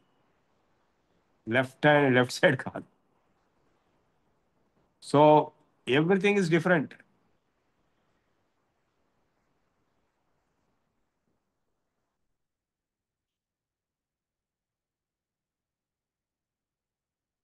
స్వప్న జాగ్రత్త వ్యవహారాభాసకుడైన ఆత్మ విషయమై the perceiver, feeler, thinker, enjoyer ఎవరైతే ఇవన్నీ అనుభవిస్తున్నాడో ఆ అతని గురించి ఆలోచించవలను. కానీ ఎవరికి అతని మీద ఇంట్రెస్ట్ లేదు. జీవంతం జాగ్రతీహ స్వజనమధమృతం స్వాప్నకాలే నిరీక్ష్య నిర్వేదం యాత్యకస్మాన్ మృతమృతం అముం వీక్ష్య హర్షం ప్రయాతి స్మృత్యాప్యేతస్య జంతోర్నిధన సుమయత్ అసూయతిం భాసతే తేన సాకం సత్యేవం భాతి భూయో అల్పక సమయవశాత్ సత్యతా వా మృషాత్వం. జాగ్రత్త దశయందు చక్కగా కుశలముగానున్న స్వజనమును స్వప్నమున మృతి చెందినట్లు కాంచి నిష్కారణముగా నిర్వేదమును పొందుదురు. మృతులకు వారు తిరిగి జీవించినచో ఎక్కడ లేని ఆనందమును పొందుదురు. స్వప్నములని రీతిగా జనన మరణముల నొందిన వాడని ఎరిగియు జాగ్రత్త దశయందు వానితో యథాతథముగా కలలో వాడు చచ్చిపోయినాడు, మళ్ళా దొరికాడు, మళ్ళా వచ్చాడు. ఇక్కడ జాగ్రత్త అవస్థలో వాడే కనపడితే ఆ దాని గురించి, కళ గురించి ఎవరు మాట్లాడారు? జాగ్రత్త అవస్థ ఆయా వస్తువుల మూలమున సుఖ దుఃఖముల అనుభవించుట సమానమైనను స్వప్న వస్తుకాల పరిమితి స్వల్పమగుటచే స్వప్న వస్తువులు మిథ్యయనియు జాగ్రత్త దశయందరి వస్తుకాల పరిమితి అధికమగుచటచే, శాశ్వతమగుడిచే కాదు అధికమగుడిచే ఆ దశయందు గోచరించు వస్తువులు సత్యములనియు వ్యవహారం ఏర్పడింది. అవునా కదా? కానీ వాస్తవానికి సత్యత్వం ఈ రెండు దశల యందును కానరాదు. రెండు దశల్లో కూడా సత్యత్వం లేదు. స్వప్న స్త్రీ సంగ సౌఖ్యాదపి భృశమసతో యాచరేత చ్యుతి స్యాత్ సాదృశ్యా తద్వదేతత్ స్ఫురతి జగత సత్కారణం సత్యకల్పం స్వప్నే సత్య పుమాన్ స్యాదుపతి ఇహ మృషైర్వాసయో సంయుతిశ్చ ప్రాతః శుక్రేణ వస్త్రోపహతిరితి యతః కల్పనామూలమేతత్. స్వప్నమున మిథ్యా స్త్రీ సమాగము వలన దృశ్యము సత్యమునగు రేత స్థలమగు విధమున స్ఖలమగు అసద్రూపమగు కారణము మాయ వలన దృశ్యమును సత్యము వలె గోచరించినట్టి మనకు జగత్తును భాషించు. స్వప్నంలో మిథ్యా స్త్రీ సంగమం జరిగిందండి, అక్కడ వీడి రేత స్ఖలనం జరిగింది. స్వప్నం నుంచి బయటకు వచ్చింది, అయ్యా అదంతేం లేదు కదా అని చెప్పి రియలైజ్ అయ్యాడు. జాగ్రత్తయస్థ అందరి పురుషుడే స్వప్నములను అనుగతుడకు చుండును కాన పురుషుడు సత్యము స్త్రీ ఉనికియు ఆమె తోడి పొందును అసత్యములు. అక్కడ ఎవరికి నాకే అయింది, ఇక్కడ జాగ్రత్తలు కూడా నేనే ఉన్నాను, కానీ ఆ స్త్రీతో ఏదైతే సంగమం అక్కడ కనపడిందో అది లేదు, అది అబద్ధము. అసత్య స్త్రీ తత్సమాగమ వలన జరుగు రేతస్రావము వస్త్రోపహతియు ప్రత్యక్షానుభవ సిద్ధములు. అట్లే సత్యమిథ్యారూప పురుష మాయా యోగము మిథునీభావం వలన లోక వ్యవహారము సిద్ధమవుతుంది. సో లోక వ్యవహారంలో కూడా సత్యము మిథ్య రెండు కలిసి ఉన్నాయి. ఇప్పుడు చాలా మంది చేసే చాలా పనులు వాళ్ళ కన్ఫ్యూజన్ వల్ల కానీ, డెల్యూషన్ వల్ల కానీ, ఇమాజినేషన్ వల్ల కానీ, ఇల్యూషన్ వల్ల కానీ, భ్రమ వల్ల కానీ జరుగుతుంది. అసలు ఇంకా లోతుగా వెళ్తే కంట్రీ అనేది ఉందే అసలు. కంట్రీ అనేది ఓన్లీ మెంటల్ అబ్స్ట్రాక్షన్, ఫిజికల్ గా ఏమి ఉండదు. ఇప్పుడు తెలంగాణ అనేది, తెలంగాణ శబ్దానికి అర్థం ఏంటండి? తెలుగు మాట్లాడే చోటు. రాజమండ్రి తెలంగాణ కదా, తెలుగు మాట్లాడారు అక్కడ. విజయవాడ కదా. అది ఒక మెంటల్ అబ్స్ట్రాక్షన్ అంతే. ఇది మటుకే తెలంగాణ అనేది యాక్చువల్గా అబద్ధం అయినా కూడా నిజంలాగా అనుకుంటారు. ఇప్పుడు ఖలిస్తాన్ ఎక్కడుందండి? ఖలిస్తాన్ ఉందా? ఖలిస్తాన్ లిబరేషన్ ఫ్రంట్ ఉంది. వాళ్ళు ఖలిస్తాన్ ఉందనే అంటారు. సో ఇప్పుడు సికింద్రాబాద్, హైదరాబాద్ వేరు. నా చిన్నప్పుడు ఆయన ఎవరో ఎక్కడికి వెళ్ళినా హైదరాబాద్ వెళ్ళిపోయినాడు అడిగాడు. అదేదో అమెరికాకి వెళ్ళిపోయినట్టుగా, మైగ్రేట్ అయిపోయినట్టుగా అలా ఉండేదన్నమాట. ఇప్పుడు అట్లా లేదు. ఇప్పుడు ఇండియా పాకిస్తాన్ మెయిన్ ప్రాబ్లం ఏంటి? కాశ్మీర్. అంటే ఇప్పుడు సికింద్రాబాద్, హైదరాబాద్ సపరేట్ అయిపోయాయి అనుకోండి, దేని మీద పోట్లాడుకుంటాయి? హుసేన్ సాగర్ మీద పోట్లాడు, ట్యాంక్ బండ్ మీద. ట్యాంక్ బండ్ నాదంటే నాది, లేదా సగంలో కట్ చేయమని. ఇట్లాండి. అసలు ఇండియా పాకిస్తాన్ రెండు ఒకటే. పార్టిషన్ చేసినప్పుడు వాడు సరిగా చేయకపోవడం వల్ల, అంబిగ్యూటీ ఉండటం వల్ల ఇది నాది అది నాది అని కొట్లాడు. దానివల్ల పెద్ద పెద్ద యుద్ధాలు చేసుకుని, దానికోసం ఆటంబాంబు సృష్టించి, దానికోసం ఏంటేంటో చేసి, ఇదంతా మిచ్చ కదా. ఎంత మొత్తం జరిగే రాజకీయం అంతా కూడా ఇప్పుడు ఈ తెలంగాణ సెపరేట్ అవటం కానీ, కాశ్మీర్ ప్రాబ్లం కానీ, పాకిస్తాన్ ప్రాబ్లం, ఇవన్నీ ఏంటి మిచ్చలు కావా? కల్పించుకున్నదే కదా. పశ్యంత్యారామస్య ప్రతిదివసమమీయ జనంత స్వప్నకాలే జంతవః స్వాపకాలే పశ్యత్యేనం న కశ్చిత్ కరణగణమృతే మాయయా క్రీడమానం జాగ్రత్యర్థ వ్రజనావధ తనుభృతాం భాసకం చాలకం వా నో జానీతే సుప్తో పరమసుఖమయం కశ్చిద్ ఆశ్చర్యమేత. ఇప్పుడు ఈ మధ్య ఒక న్యూస్ వస్తోంది. ఆ ఏంటంటే ఇప్పుడు ఈ ఫ్యూచర్ సిటీ అని కడుతున్నాడు కదా, ఆ ఫ్యూచర్ సిటీ నుంచి అమరావతికి 2 hours రోడ్. అంటే ఏమైపోతుంది? తెలంగాణ ఆంధ్ర ఇంటగ్రేషన్ అంటే అవి ఆల్రెడీ ఇంటగ్రేటెడ్ ఆల్రెడీ. దాని మీద ఒక పెద్ద థియరీలు, దాని మీద వీడియోలు అన్నీ వస్తున్నాయి. రీయూనిఫికేషన్ ఆఫ్ తెలంగాణ అని ఆంధ్ర. జగన్ ఉన్నప్పుడు జగన్ ప్రపోజ్ చేశాడట, కేటీఆర్ ఒప్పుకున్నాడట. ఏంటి? తెలంగాణ ఆంధ్ర యూనిఫికేషన్. ఇప్పుడు రేవంత్ రెడ్డి వచ్చి ఫ్యూచర్ సిటీ పెట్టి, ఈ రోడ్డు పెట్టి, అక్కడ పోర్ట్, ఆంధ్ర పోర్ట్ వీళ్ళకి, ఫ్యూచర్ సిటీ వాళ్ళకి ఎక్స్పోర్ట్స్ కి ఇంపోర్ట్స్ కి పనికొచ్చేటట్టు. అంటే integration of Andhra and Telangana, reunification అంతా మీ థాట్ లోనే ఉంది. తెలంగాణ సెపరేట్ అవడం మీ థాట్ లోనే ఉంది, రీయూనిఫికేషన్ కూడా మీ థాట్ లో. యాక్చువల్ గా కూడా దేశం అనేది కానీ, రాష్ట్రం అనేది కానీ, జిల్లా అనేది కానీ, తాలూకా అనేది కానీ, విలేజ్ ఏమి లేవు.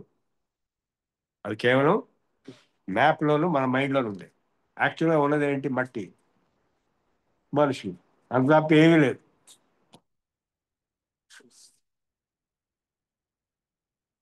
ప్రాణులందరూ ప్రతిదినము నిద్రావస్థలో ఆత్మ యొక్క ఆరామమును దర్శింతురు. నిద్రలో హాయిగా ఆనందంగా. కానీ బాహ్యేంద్రియములతో ఎట్టి పొత్తు లేక మాయా సహితుడై వినోదించుచుండు ఆత్మను ఎవరు దర్శింపరు.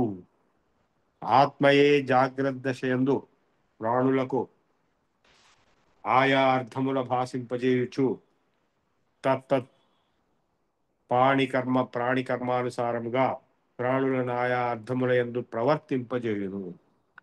ఇట్లే సర్వ ప్రాణి పదార్థావభాసకుడును ప్రవర్తకుడును అగు ఆత్మయే మరల సుషుప్తి యందు దేహేంద్రియంతఃకరణములతో పొత్తు లేక అత్యంత వివిక్త రూపమున స్వయం జ్యోతి రూపుడై సుఖమయమగు పరమానంద స్వరూపమున ప్రతిష్ఠుడితై ఉంది. ఈ రీతిగా జనులు నిత్యము ఆత్మ యొక్క ఆరామమును దర్శించుచుండియు ఆత్మ నెరుగజాలరు. ఆత్మ లేదనే వాళ్ళే ఎక్కువ మంది ఉంటారు. బృహదారణ్యకోపనిషత్తులో కూడా ఇది ఆశ్చర్యం. స్వసమాన సన్నుభౌ లోకాను సంచరతి ధ్యాయతి లీలాయతీవ సహి స్వప్నో భూత్వేమం లోకం అతిక్రామతి మృత్యోరూపాణి స్వేన భాషా స్యేన జ్యోతిషా ప్రస్వపి తత్రాయుం పురుష స్వయం జ్యోతిర్భవతి ఆరామమస్య పశ్యంతి తం నతం పశ్యతి కశ్చనేతి. ఎవరు ఆత్మను చూడరు. ఆత్మ నిద్రావస్థలో నేను అని సుఖమైనటువంటి అనుభూతి ఉన్నప్పటికీ ఆత్మ ఉన్నదని కూడా ఎవరు ఒప్పుకోరు. స్వప్నే మంత్రోపదేశ, స్వప్నే మంత్రోపదేశ శ్రవణ పరిచిత సత్య ఏష ప్రబోధే స్వాప్నాదేవ ప్రసాదాదభిలషత అభిలషిత ఫలం సత్యతాం ప్రాతరేతి సత్యప్రాప్తిస్తస్య అసత్యాదపి భవతి తథా కించన స్వప్రకాశం ఏనేదం భాతి సర్వం చరమచరమో అహోచ్ఛారచం దృశ్యజాతం. స్వప్న దృష్టాంతము చే జాగ్రద్దశయందు సైతము సర్వము మిథ్యయగుచో ఆ దశలో శాస్త్రాధ్యయన గురూపదేశముల వలన బ్రహ్మబోధము మిథ్యయగును. అందువలన బ్రహ్మయు అసద్రూపుడగును అను శంకకు సమాధానం చెప్పబడుతుంది. మహాత్ములు యోగ మహిమచే స్వాప్నమును సాక్షాత్కరించి మంత్రోపదేశం చేయు. అంటే ఇప్పుడు సిద్ధులు కొందరు ఉంటారు, వాళ్ళు స్వప్నంలో కనపడతారు. సిద్ధ దర్శనం అనేది జరుగుతుంది. దైవ దర్శనం కూడా, దేవతలు కూడా కనపడతారు. చాలా మంది కనపడ్డారు. దేవ దర్శనం చాలా మంది జరిగింది అనేక సందర్భాల్లో. అది జరిగినప్పుడు అది అబద్ధం అని చెప్పచ్చు. నా ఓన్ కేసులో ఒక ఎగ్జాంపుల్ చెప్తాను. విచిత్రమైన పరిస్థితి. మా అబ్బాయి సత్యం కంపెనీలో జాబ్ వచ్చింది. ఆ రోజు అంటే నెక్స్ట్ డే, ఆ రోజు తెల్లవారితే అందులో జాయిన్ అవ్వాలి. జాయిన్ అవ్వాలంటే 2 lakhs రూపీస్ బాండ్ కట్టాలి. ఆ కాలంలో 2 lakhs అంటే ఈరోజు 20 lakhs అనుకో. అది కట్టకపోతే ఆ జాబ్ పోయి. ఈ has also return entrance exam in IIIT. దాని రిజల్ట్ రావాలి. అది రాదు, ఎన్ని రోజులైనా రాదు, ఎప్పుడు వస్తుందో తెలియదు. ఆ రిజల్ట్ వస్తే ఇందులో చేరకుండా అందులో చేరతాడు హయ్యర్ స్టడీస్కి. ఆ రిజల్ట్ రాలేదు. ఈ జాబ్లో చేరాలా వద్దా, పెద్ద సందిగ్ధ పరిస్థితి. 2 లక్షలు కట్టాలి, మళ్ళీ రాదు వెనక్కి. అంటే ఎప్పుడో వస్తే వస్తుంది. నాకు పొద్దున స్వప్నం వచ్చి నల్లగా అమ్మవారు నవ్వుతూ కనపడింది. ఏంట్రా ఇదని చెప్పి అనుకుని అదే రోజున తాజ్మహల్ హోటల్లో సివిబి సుబ్రహ్మణ్యం గారు కనపడ్డారు. ఎవరు? గడ్డం పెట్టుకుంటా జ్యోతిష్కుడు. ఆయనకి చెప్పారు, అది రాజమాతంగిని రూపం అండి, అది కెరియర్ సంబంధించింది అని చెప్పాడు. నేను IIIT రిజల్ట్ రాలేదు కాబట్టి ఆ రోజు ఆ 2 లక్షలు కట్టేసి చేర్పించేసి, చేర్చిన వారం రోజుల తర్వాత ఆ సీట్ కూడా వచ్చింది. ఏం చేయాలి? ఇక్కడే కంటిన్యూ అయ్యాలి, లేదా 2 లక్షలు పోతాయని చెప్పి. అది ఆ సీట్ పోకుండా ఉండడం కోసం దాన్ని పార్ట్ టైం కింద కన్వర్ట్ చేసి, అంటే రెండు ఉండేవి అనమాట. కొన్నాళ్ళు అయిన తర్వాత ఆ సత్యం కంపెనీ కాస్త మూసేసి అప్పుడు మళ్ళా IIITకి వెళ్ళిపోయి ఆ పార్ట్ టైం ఫుల్ టైంకి కన్వర్ట్ చేసి. సో ఆ స్వప్నానికి మీనింగ్ అది. సో ఇట్లా దైవానుగ్రహం కానీ, కొందరు సిద్ధులు కనపడటం కానీ, కొందరు గురువులు కనపడటం కానీ, కొందరు పూర్వీకులు కనపడటం కానీ స్వప్నంలో జరుగుతుంది. అది అబద్ధమా అంటే వీలేదు. ఎందుకంటే పతంజలి యోగ సూత్రాల్లో కూడా స్వప్న నిద్రాజ్ఞాన లంబనం వా అని ఒక సూత్రం ఉంది. అంటే దేని మీద ధ్యానం చేయాలి, దేని మీద సమాధిలోకి వెళ్ళాలి అనే పాట వచ్చినప్పుడు ఓంకారం మీద అని చెప్పి, జ్యోతి మీద అని చెప్పి, స్వప్న నిద్రాజ్ఞానం మనం స్వప్నంలో వచ్చిన దాని మీద అని కూడా ఒక ఆప్షన్ ఇచ్చాడు. అంటే అన్ని స్వప్నాలు ఒకటి కాదు. పిచ్చి పిచ్చి స్వప్నాలకి వ్యాలిడిటీ లేదు. డైజెషన్ సరిగా లేకుండా వచ్చే స్వప్నాలు అవన్నీ వాటన్నిటికీ వ్యాలిడిటీ లేదు. పర్టికులర్ టైంలో ఎర్లీ మార్నింగ్ వచ్చే స్వప్నాలకి స్పెషల్గా ఇలాంటి ఫీచర్స్ అంటే దైవ దర్శనం కానీ, సిద్ధ దర్శనం కానీ, గురు దర్శనం కానీ ఇలాంటివి ఏమైనా ఉంటే వాటికి వ్యాలిడిటీ ఉంది. అదే ఏం చెప్తున్నాడు ఇక్కడ.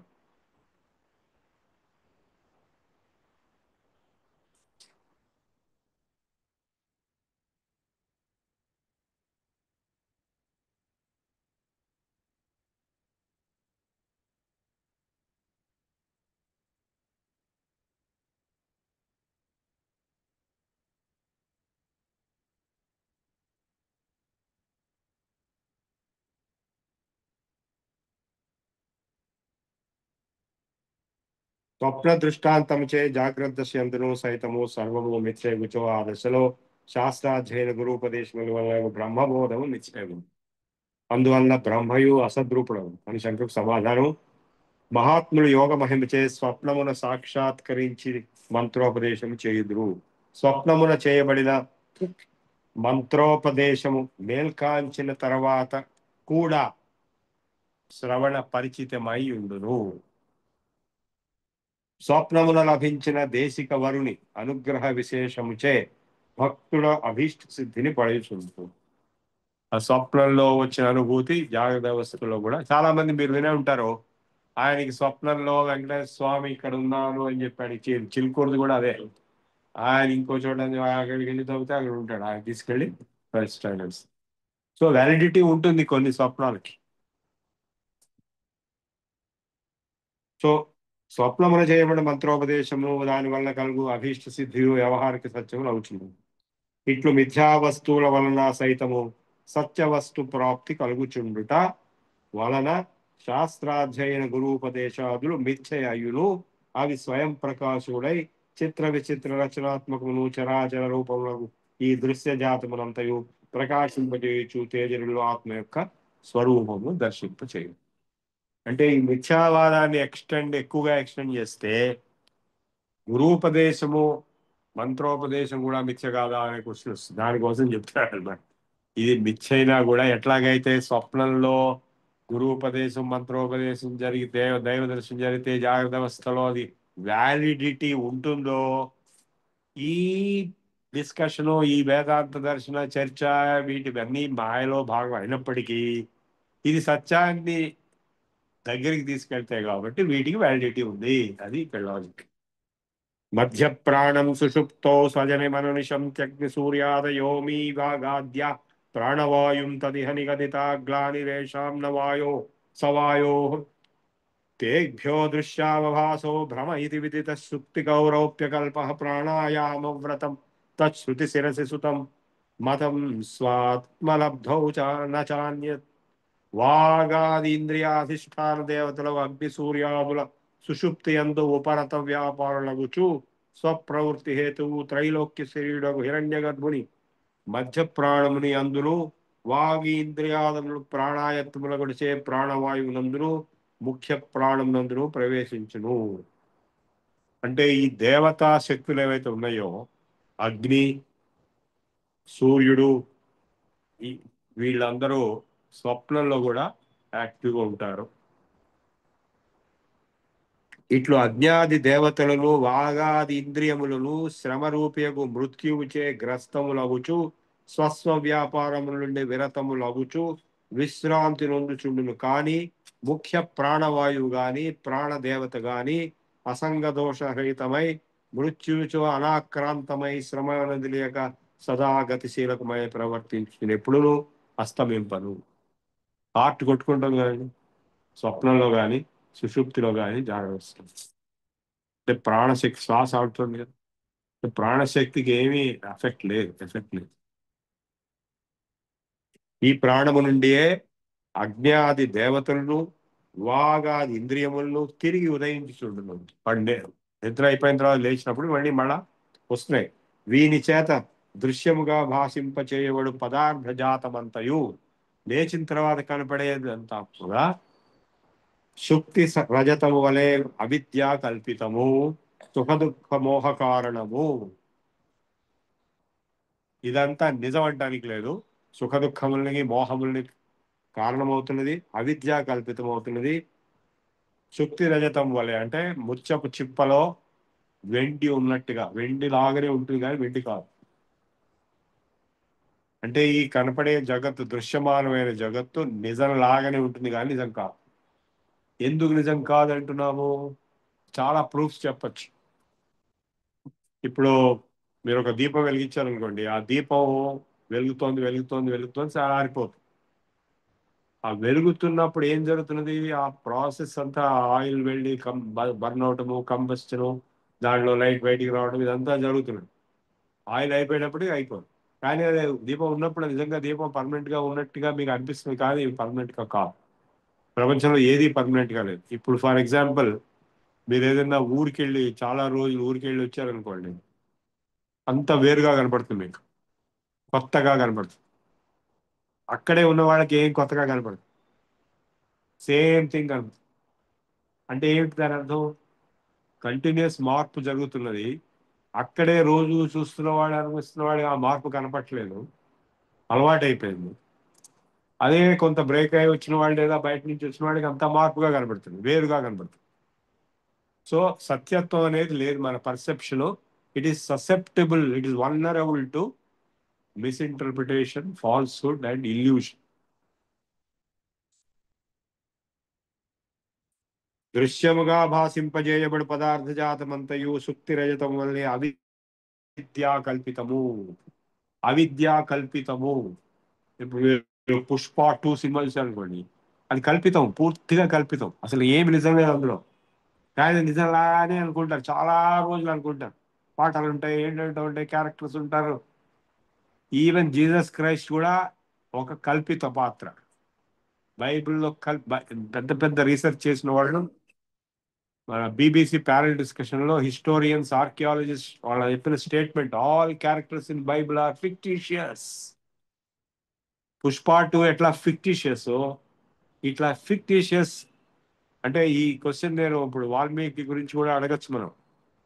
ఫిక్టిషియస్ అంటే ఆయన చెప్పినవన్నీ నిజంగా ఉన్నాయని, దానికి ఒకళ్ళు చెప్పింది ఏంటంటే, సంజయుడికి ఎట్లాగైతే శక్తి ఇచ్చాడో అన్నీ కనపడేటట్టు, అన్నీ తెలుసుకునేటట్టు, అది వచ్చి ధృతరాష్ట్రుడికి చెప్పేటట్టు, వాల్మీకి కూడా ఆ శక్తి ఉంది. ఏం జరిగిందనేది, ఎప్పుడు ఎక్కడ ఏం జరిగిందనేది ఆయనకి బ్రెయిన్ లో వస్తున్నాయని. వాల్మీకి సంగతి పక్కన పెడితే, మామూలు ఇప్పుడు మీరు నవలలు, ఫిక్షన్ ఇదంతా చదివితే అంత ఫిక్టిషియసే. వాడి ఓన్ ఇమాజినేషన్, అసలు ఏమి ట్రూత్ లేదు, కానీ ట్రూత్ లాగా కనపడుతుంది.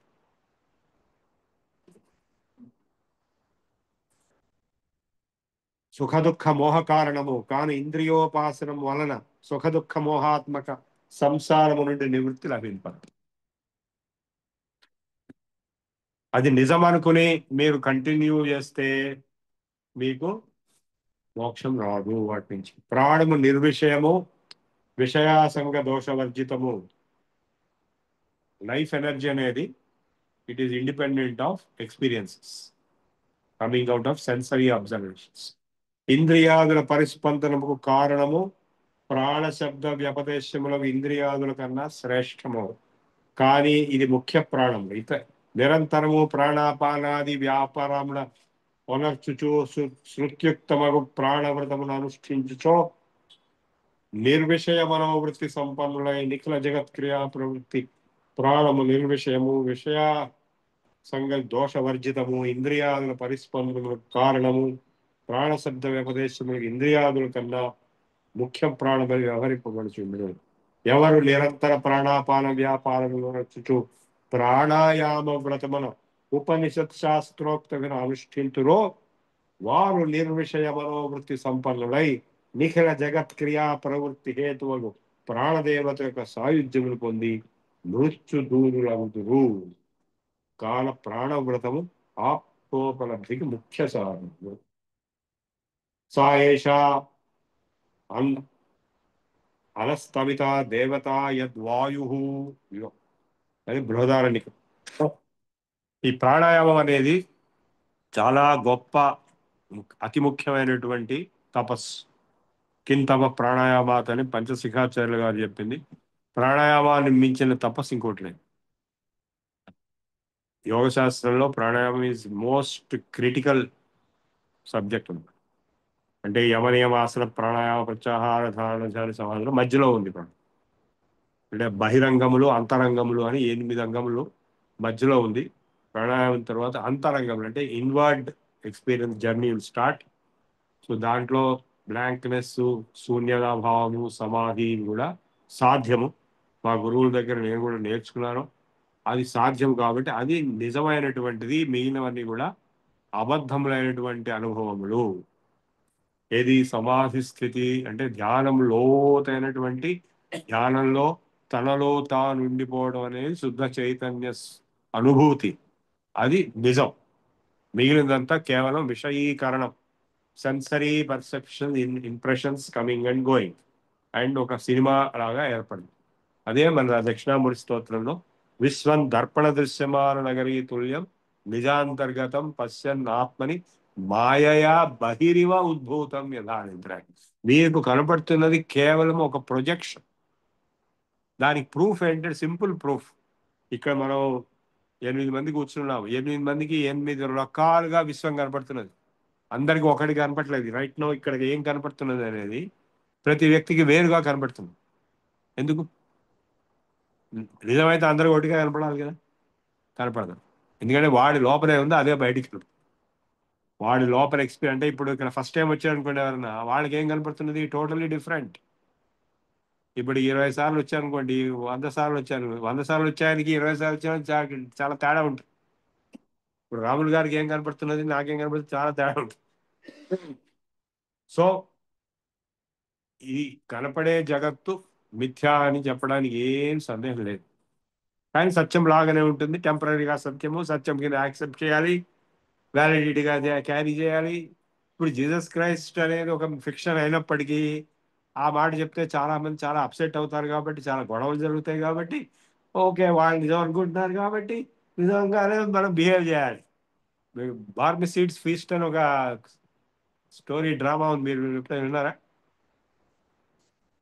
బార్మి సీడ్స్ ఫీస్ట్ అని ఒక ఇంగ్లీష్లో ఒక బార్మి సీడ్స్ అనేవాడు ఒక పెద్ద కోటీశ్వరుడు.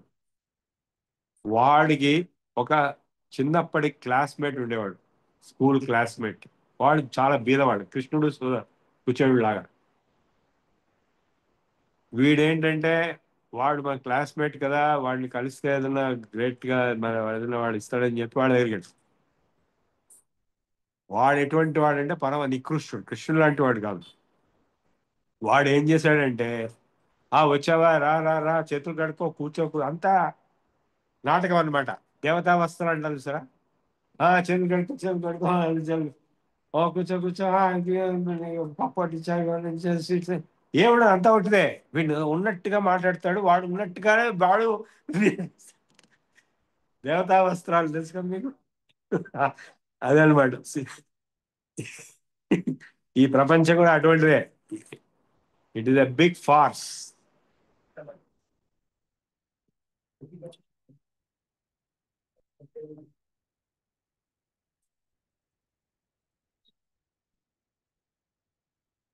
యతశ్చోదేతి సూర్యోస్తం యత్ర చ గచ్చతి పర్ణాద్వా ఏష ఉదేతి ప్రాణస్తమేతి తం దేవాశ్చక్రిరే ధర్మం సేవాద్య సద్ విశ్వ ఇతి తస్మాదేకమేవ వ్రతం చరేత్ ప్రాణాత్ చేవాసానాచ్చ నేస్మాపాత్మా మృత్యురాప్నువదితి యదుచరేత్ సమాసి పయిచ్చేత్తేనో ఏతస్యై దేవతాయై సాయుజ్యం సకల సలోకతాం జయతి. బృహదారణ్యకోపనిషత్తు. ఈ మధ్య ఒక క్విజ్ క్వశ్చన్ లో ఏది ఓల్డెస్ట్ ఉపనిషత్ అనేది ఒక క్విజ్ క్వశ్చన్ వచ్చింది. దానికి బృహదారణ్యకం, చాందోగ్యం ఓల్డెస్ట్ అని చెప్పి ఆన్సర్ ఉందన్నమాట. బృహదారణ్యకం అంటే యాజ్ఞవల్క్యుడు, అంటే జనకుడి టైం వాడు, రామాయణ పీరియడ్. చాందోగ్యం కూడా దాదాపు అదే. ఆ తర్వాత వేరే పీరియడ్స్ లో వేరే. లోకస్ప్లోదార్ధ్రమేధ స్పృశతి నహనః కింతు శుష్యం నిదాఘాద్రం చేతో అనుబంధైకృత సుకృతమపి స్వోక్తకర్మ ప్రజార్క్షై తద్వజ్ఞానాగ్నిరేతత్ స్పృశతి న సహసా కింతు వైరాగ్య శుష్కం తస్మాత్ శుద్ధో విరాగ ప్రథమమభీతస్తేన విజ్ఞాన సిద్ధి. అగ్ని వేసవి ఎండలకు ఎండిన కట్టెల సులభముగా దహించును గాని తడి కట్టెలను దరిచేరదు. అట్లే జ్ఞానాగ్నియు వైరాగ్యము చే శుష్కమైన విరక్తుని మనస్సును రగులుకొల్పును, కానీ సుకృతాత్మని మనస్సును సృశింపను. ఏలైనా భార్యాపుత్ర సంపదాదులను అభిలషించి శాస్త్రవిహిత కామ్య కర్మానుష్ఠానమునర్చిన పురుషుని చిత్తము తత్తత్ కర్మజనిత సుకృత విశేషానుబద్ధమై తత్సంస్కార సమాహితమై ఉండును. ఇట్లు సుకృత వాసన జల సంసిక్తమై ఆర్ద్రమై ఉండు అతని చిత్తము సుకృత ఫలానుభవము వైపు పరుగుడుచుండును గాని వైరాగ్యము ధరకి జానని రానీయదు. అట్టిచో జ్ఞానాగ్ని ప్రకాశము దానిపై ఎటులబడును. కావుననే విజ్ఞాన సిద్ధికి వైరాగ్యము ప్రథమ సోపానముగా కీర్తింపు. ఎందుకు? వైరాగ్యం లేకపోతే ధన కనక వస్తు వాహనమునప్పుడే పరిగెడుతుంటారు, అంతకంటే ఏం లేదు. అవి అవి రావచ్చు, దేని గురించి పరిగెడితే అది వస్తుంది. వేరేవి రావు కదా, జ్ఞానం రాదు కదా.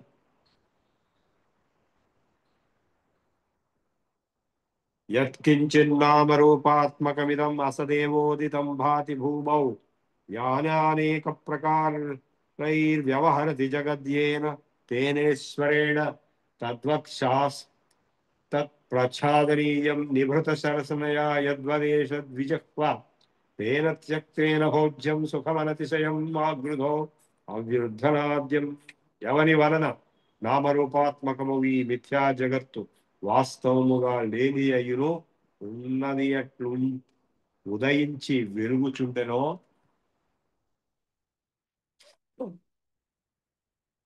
అట్టి ఈశ్వరునిచే ఈ జగమును రజ్జు జ్ఞానముచే సర్పములే ఆచ్ఛాదింపవలెను. అనగా పరమేశ్వర స్వరూపము ఆత్మస్వరూపం కంటే వేరుగానేమీ లేదని సద్గురు జ్ఞానోపదేశం వల్ల చక్కగా నెరిగి ఈ జగత్తుని త్యజింపవలెను. అనగా తృణప్రాయముగా తోసిపుచ్చవలెను. త్యజింపబడిన పుత్రమిత్ర ధనాదులతో ఎట్లి సంబంధము లేక ఉండి ఆ త్యాగబుద్ధితో ఆత్మను పాలించుకొనవలెను. అనగా ఈశ్వర భావనా భావితాంతఃకరణులకు మహనీయులు చిత్త విక్షేప హేతువగు పుత్ర విత్తలోక రూపమగు ఈషణాత్రయమును సన్యసించి ఆత్మస్వరూప ప్రతిష్ఠితులు కావాలి. అట్లు ఆత్మస్వరూప ప్రతిష్ఠితులకు వారికి సర్వము ఆత్మస్వరూపముగానే పొడగొట్టుచుండును గాన ఆత్మ కంటే భిన్నముకు ధనం ఎక్కడిది. కాను మిథ్యా విషయముకు ధనముపై కాంక్ష విడువు నిరతిశయ సుఖరూపముకు ఆత్మధనానుభవం ఎందును. ఈశావాస్యమిదం సర్వం యత్కించిత్ జగత్యాం జగత్ తేన త్యక్తేన బుద్ధిధ మా గృహ కస్య కృద్ధనం. ఈశావాస్య ఉపనిషత్తులో కూడా ఈ కనపడుతున్న జగత్తు కేవలం మిథ్యారూపము, అంతా ఈశ్వరుడే ఈ జగత్తుగా ఉన్నాడు, ఆత్మతత్వమే నీవే ఇవన్నీగా కనపడుతున్నావు. ఎందుకంటే నీలో ఉన్నదే బయట ప్రొజెక్షన్ గా కనపడుతుంది.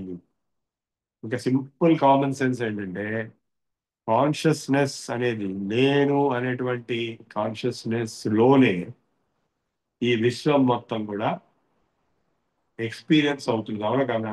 నేను లేకపోతే ఏమీ లేదు. సో నాలో ఎటువంటి రాగద్వేషాలు కామక్రోధాలు వాసనలు కర్మ వాసనలు ఉన్నాయో దాన్ని బట్టి ఈ జగత్తు ఉన్నట్టుగా కనిపిస్తుంది.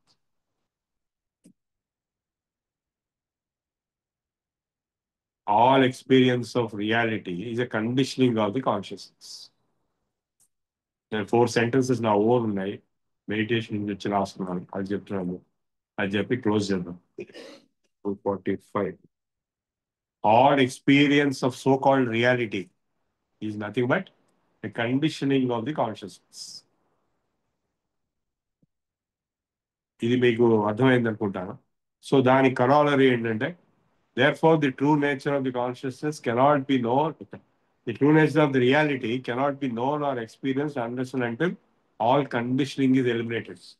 అంటే ఇప్పుడు హైదరాబాద్ వెదర్ ఎట్లా ఉంది, చల్లగా ఉందా వేడిగా ఉందా అని అడిగితే ఏం చెప్తారు? ఇప్పుడు మొన్నటి వరకు కంపేర్ చేస్తే ఇప్పుడు వేడిగా ఉంది. అదే ఇప్పుడు ఆంధ్రాలో ఇంకా కంటిన్యూ అవుతాయి వాడలు అనుకోండి, వాళ్ళు ఇక్కడికి వస్తే వాళ్ళకి టోటలీ డిఫరెంట్, చాలా వేడిగా ఉంది ఇక్కడ అంటారు వాళ్ళు. అదే చలికాలంలో విజయవాడ నుంచి హైదరాబాద్ వచ్చిన వాడికి హైదరాబాద్ బాగా చలిస్తుందండి, ఇక్కడ ఉన్న వాడికి ఏం చలి అనిపిస్తుంది. So it depends on your conditioning. ఇప్పుడు నాకు బట్టతలు ఉందా లేదా అంటే, మీకు ఎంత బట్టతలు ఉందో దాన్ని బట్టి నాకు బట్టతలు ఉందా లేదో మీరు జడ్జిమెంట్ చేస్తారు. మీకు బాగా చెప్తుంటే నాకు బట్టతలు ఉందండి, మీకు కూడా లేదనుకోండి, నాకు బట్టతలు ఉంది హక్కు మీకు లేదు, ఎందుకంటే మీకేం లేదు నాకు లేదు. So it is all based on conditioning, me colouring, conditioning.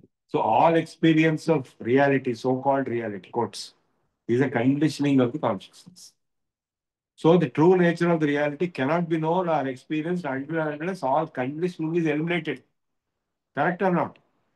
So third and the consciousness నేనెవరు అనే క్వశ్చన్ కూడా సేమ్ థింగ్ విల్ అప్లై. నేను ఎల్ఐని పుల్లైని అని చెప్తాను, అన్ని అబద్ధాలే. So the true nature of the consciousness also cannot be known or experienced unless and until all conditioning is eliminated.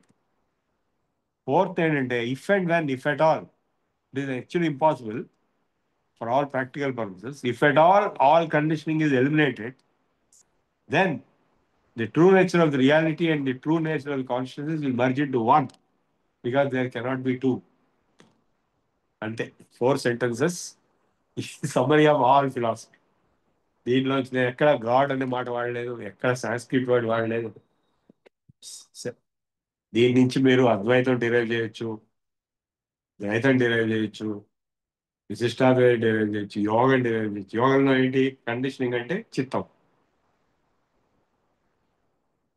వేదాంతంలో conditioning అంటే మాయ, రియాలిటీ అంటే బ్రహ్మం వేదాంతం, కాన్షియస్ అంటే నేను జీవతత్వం. లాస్ట్ 4th సెంటెన్స్ అద్వైతం చెప్తాను, ఇది అద్వైతం. యోగం చిత్తవృత్తి నివారణ జరిగినప్పుడు తనలో ఏకత్వం, తనలో తాను ఉంటాడు అంతే. సో నేను ఈ 4 sentences ని almost all different philosophical representatives present చేశారు. ఇవాళ మీకు ప్రజెంట్ చేశారు, మీకు ఇంతకుముందు చెప్పలేదు. అంటే బుద్ధిస్ట్ చెప్పా, ఒప్పుకున్నారు, వీళ్ళు ఇస్కాన్ వాళ్ళు కూడా ఒప్పుకున్నారు. చివరికి ఇదే సత్యం, ఇందులో ఏ టెర్మినాలజీ లేదు, ఏ ప్రీ కన్సీవ్డ్ నోషన్ లేదు, ఏ ప్రీ డిఫైన్డ్ వర్డ్ లేదు. ఇది it's like generic nth term. Mathematics లో nth టర్మ్ అంటాను సార్, అది అట్లాంటిది. So this is the same thing everybody is explain in different ways. But I'll repeat once again and close. All experience of reality is a conditioning of the consciousness. First sentence. Therefore, the true nature of the reality cannot be known or experienced unless and until all conditioning is eliminated. Third sentence. The true nature of the consciousness cannot be known or experienced unless and until all conditioning is eliminated. Fourth sentence. If and when, if at all conditioning is eliminated, then the true nature of the reality and the true nature of the consciousness will merge into one, because there cannot be two. Plus two ఉండాలంటే conditioning ఉంది. చెప్పండి, anybody wants to say anything on this? Welcome. I have finished my lecture today.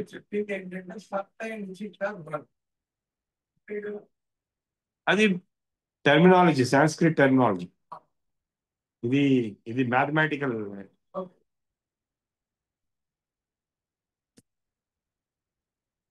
when Sat and Chit are one, it is Ananda. Satchidananda is the. So that is the Vedantic interpretation. Yogic interpretation అంటే conditioning అనేది చిత్తం, చిత్తవృత్తి నిరోధం అయిపోతే ఏమీ లేదు, తనలో తన స్వరూపంగా ఉంటాడు అన్నాడు. చిత్తవృత్తి నిరోధం అంటే డిస్టర్బెన్సెస్ ది మైండ్ అనే దాని different activities of the mind. దానికి మొత్తం ఎలాబరేట్ గా చెప్పాడు, 5 రకాల యాక్టివిటీస్ చెప్పాడు. ప్రమాణ, విపర్యయ, వికల్ప, నిద్ర, స్మృతి. ప్రమాణం అంటే అబ్జర్వేషన్, విపర్యయం అంటే ఒక ఇల్యూషనరీ ఎక్స్పీరియన్స్, వికల్పం అంటే కూడా ఇన్ఫరెన్షియల్ ఎక్స్పీరియన్స్, అండ్ నిద్ర అభావ ప్రత్యాలంబన వృత్తి నిద్ర అన్నాడు. తర్వాత స్మృతి, అనుభూత విషయ సంప్రమోత స్మృతి, ఇవన్నీ చిత్తవృత్తులు అన్నాడు. ఇవి ఏమి లేకపోవడం అంటే ఆల్ కండిషనింగ్ ఇది ఎలిమినేట్. సో మొత్తం యోగ శాస్త్రం ఈ 4 సెంటెన్సెస్ నుంచి డిరైవ్ చేయొచ్చు. సమాధి అంటే తనలో తంటే ఉండిపోవడం, అది వేరే. Self self state is called సమాధి. అది ఎక్విలిబ్రియం అని అర్థం. సో అది అవధూత గీతలో ఆ సమాధిని కూడా రిజెక్ట్ చేశాడు. ఎందుకంటే అనాత్మరూపం చ కథం సమాధి, ఆత్మస్వరూపం చ కథం సమాధి, అస్థితి నాస్తిది కథం సమాధి, ఆత్మైక రూపం ఇది సర్వమేకం. అనాత్మలో సమాధి ఎక్కడిది లేదు, ఆత్మలో సమాధి ఏం అవసరమా లేదు, ఉందని చెప్పడం అవసరమా లేదని చెప్పడం, అంతా ఒకటైనప్పుడు సమాధి ఉంటే ఏమిటి లేకపోతే ఏంటి. ఇంకా ఏమన్నాడంటే నీకేం సిగ్గులేదా, నువ్వు దేని మీద ధ్యానం చేస్తావు? నువ్వు ధ్యానం చేసేవాడు ధ్యానం చేసేది రెండు వేరని నువ్వు ఒప్పుకుంటే అప్పుడు నేను ధ్యానం చేయాల్సి వస్తుంది. ఉన్నది ఒకటే అయినప్పుడు నువ్వు దేని మీద ధ్యానం చేస్తావు? అసలు ఆయన మొదలెట్టినప్పుడే ఇంతకుముందు చాలా రోజుల కింద ఒక సిరీస్ ఇక్కడ ఇచ్చారు, ఒక 3-4 ఏళ్ళకి. మీరు ఎవరు లేరు అప్పుడు అనుకుంటా. మీరు ఉన్నారా? ఎవరు లేరు అప్పుడు. సో అవధూత గీత మొత్తం కవర్ చేస్తారు.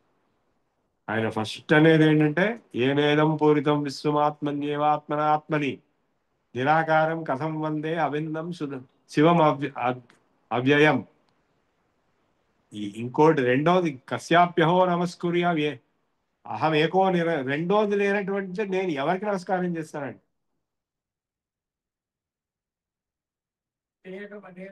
ఆ, ఆ, ఇంకా లోతుగా వెళ్ళి తెలుసుకోవడం తెలియకపోవడం కూడా లేదంటాడు. ఉన్నది లేదంటే కూడా లేదంటాడు. One of the deepest text Avadhuta Gita by Dattatreya అంటారు, కొందరు గోరఖనాథ్ అంటారు. మొత్తానికి సో ఇది subject is not easily understandable, but it is possible to understand if you understand from different perspectives and different దృష్టికోణాలు, దర్శనాలు. అందుకే అన్ని దర్శనాలు వచ్చింది. దర్శనం అంటేనే పర్స్పెక్టివ్.